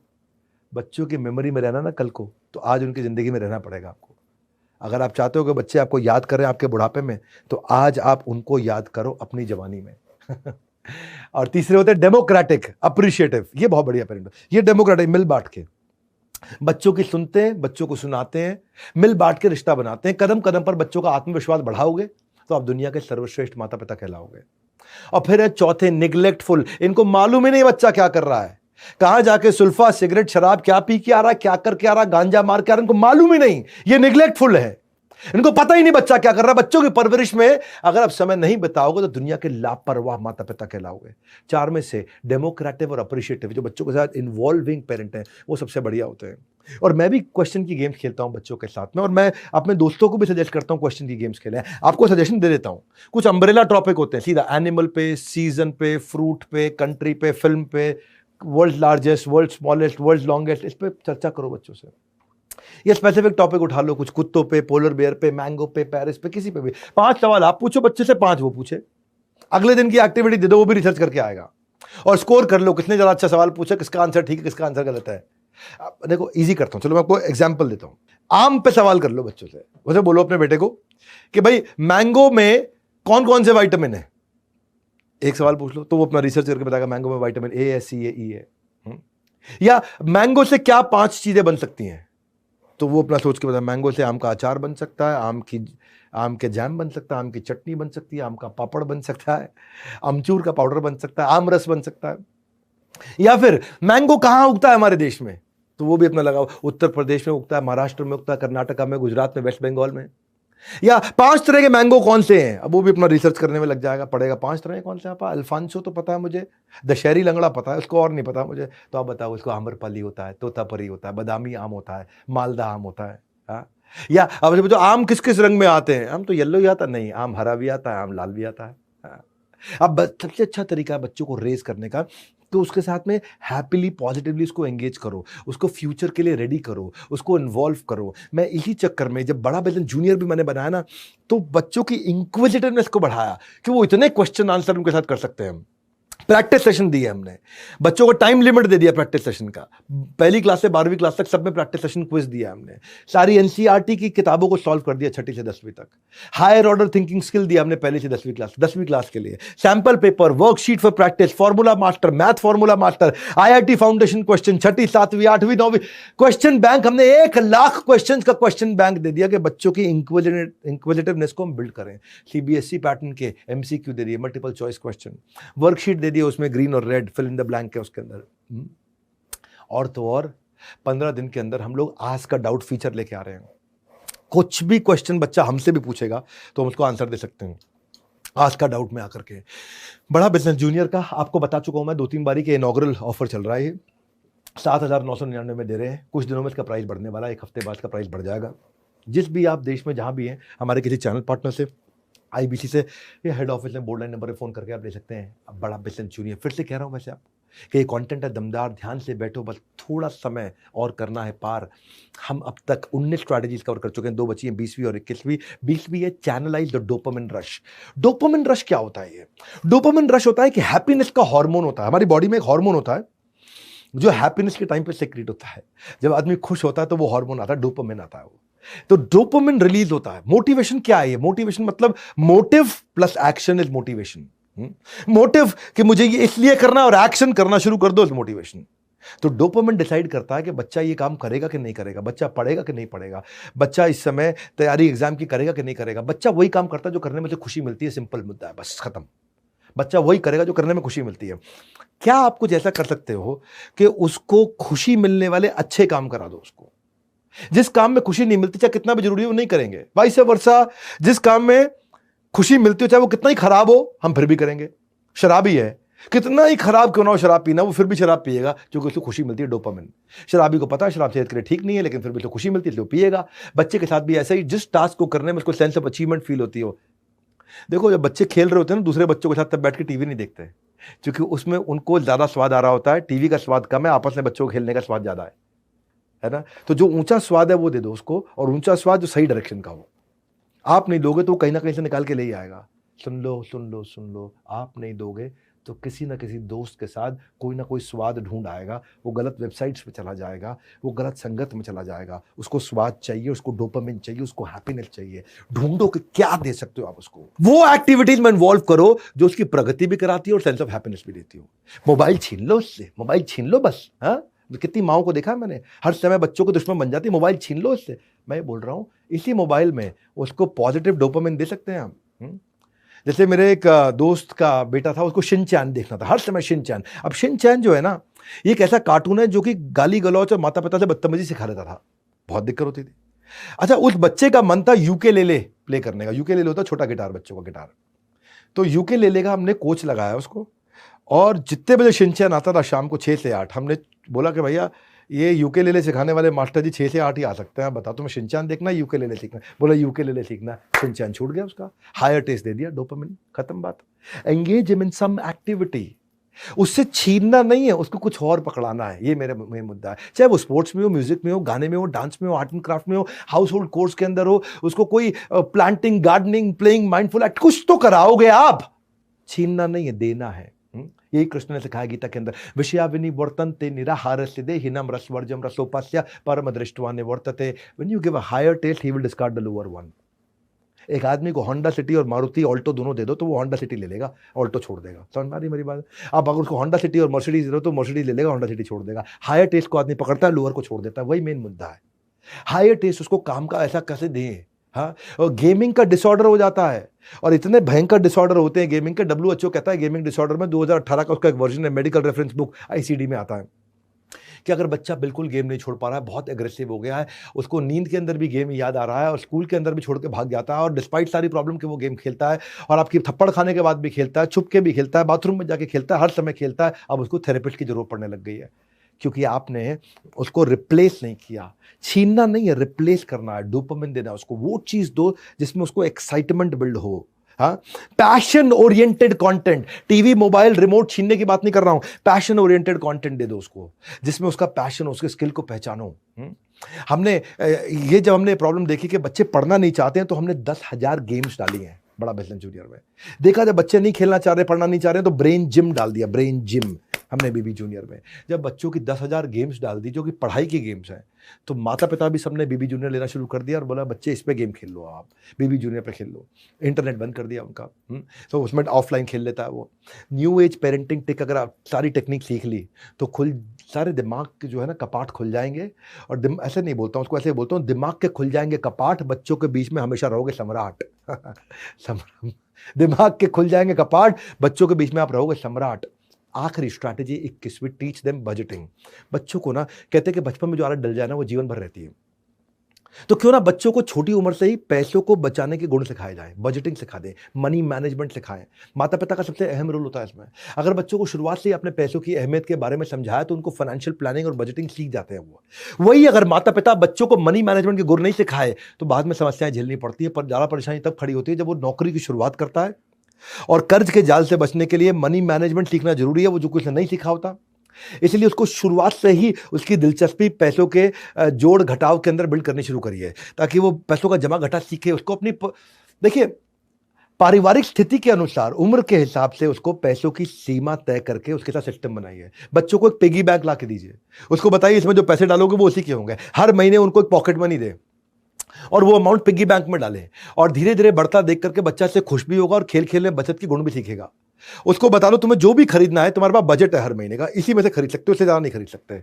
तो अब अगर उसको पता है कि भाई मेरे पास मेरे बजट में इस समय 2,000 पड़े और मेरे को इस समय ये टॉय खरीदना है 4,000 का है, तो वो 1 महीना वेट करना सीख जाएगा। ये बहुत बड़ी बात है। वो आपके सामने मॉल में जाकर के जमीन पर लेट नहीं जाएगा, मॉल में जाकर के हर एक चीज का प्राइस पड़ेगा, अपने उसको खुद देखेगा कि भाई मेरे पिग्गी बैंक में कितने पैसे हैं, 2,000 है, अगले महीने मुझे 2,000 और मिलने हैं, 4,000 होगा, अगले महीने के अंत में खरीद लूंगा, और वो खुशी खुशी वापस लौट के आएगा। मैंने होते हुए करते हुए देखा है बच्चों के साथ में ये। बच्चों के लिए बजट सेट करें, उसको बताएं कि वो एक दिन में कितना खर्च कर सकते हैं, एक महीने में कितना खर्च कर सकते हैं। छोटी मोटी चीज़ वो अपने पॉकेट मनी से लेना सीखेगा, उसके लिए गोल सेट करिए। और अगर पैसे वो कम पड़ रहे हैं अपने आप, जब वो रुकने लगेगा ना, तो अब आप इतना खुश होंगे मन से कि बच्चा अपने इमोशंस को कंट्रोल कर पा रहा है। उसको सिखाइए इच्छा और जरूरत का डिफरेंस, इसको बोलते हैं नीड और वांट का डिफरेंस। इच्छा तो कुछ भी हो सकती है, मुझे फरारी चाहिए, लेकिन मुझे जरूरत किस चीज़ की है। जब बच्चा ये ट्रेन हो जाता है ना इच्छा और जरूरत के डिफरेंस में, बहुत बड़ी बात है ये। बड़े बड़े माँ बाप नहीं हो पाते इच्छा और जरूरत के डिफरेंस पर ट्रेन, आप खुद भी होइए। उसके खर्च करने की आदत पे आप नजर रखिए। बच्चे से कहें कि वो तय करे कि वो किस चीज़ पर खर्च करेगा, और इच्छा और जरूरत साथ साथ सिखाते जाइए उसको। और अच्छा, अगर उसने पैसा बचा लिया तो उसको इंसेंटिव दीजिए, कुछ 200 रुपये एक्स्ट्रा दे दीजिए उसको। सही जगह समझदारी से खर्च करने पर उसको शाबाशी भी दीजिए, उसको समझ में आएगा। इसको लेना फैमिली टोकन सिस्टम रख सकते हो आप एक, कि उसको ऐसा नहीं है आपने बजट ही बनाया कि मैं 500 रुपये ऐसे ही दूंगा हर हफ्ते, नहीं। उसके लिए भी एक आपको गेम बताता हूं, उसके लिए गेम खेलिए, ऐसी सफल गेम बता रहा हूं, गेम चेंज हो जाएगा, बच्चे का व्यवहार पूरा बदल जाएगा रातों रात। रातों रात नहीं तो कम से कम आप ये पक्का कह सकता हूं कि 2.5 महीने में उसका व्यवहार बदल जाएगा, 75 दिन के अंदर। बहुत होते हैं 75 साल की जिंदगी है, 75 दिन में आप बच्चे को चेंज कर सकते हैं। अगर सीखना चाहते हैं ध्यान से सुनिए, आखिरी गेम बताने जा रहा हूं आपको। एक टोकन का, किसी भी बाजार खिलौने के स्टोर से टोकन ले आइए, टोकन पर नंबर लिखे होंगे 1 2 3 4 5 10, तो 1 2 5 10 20 50 100 ऐसे लिख लीजिए। अब वो टोकन मतलब हो गया रुपया।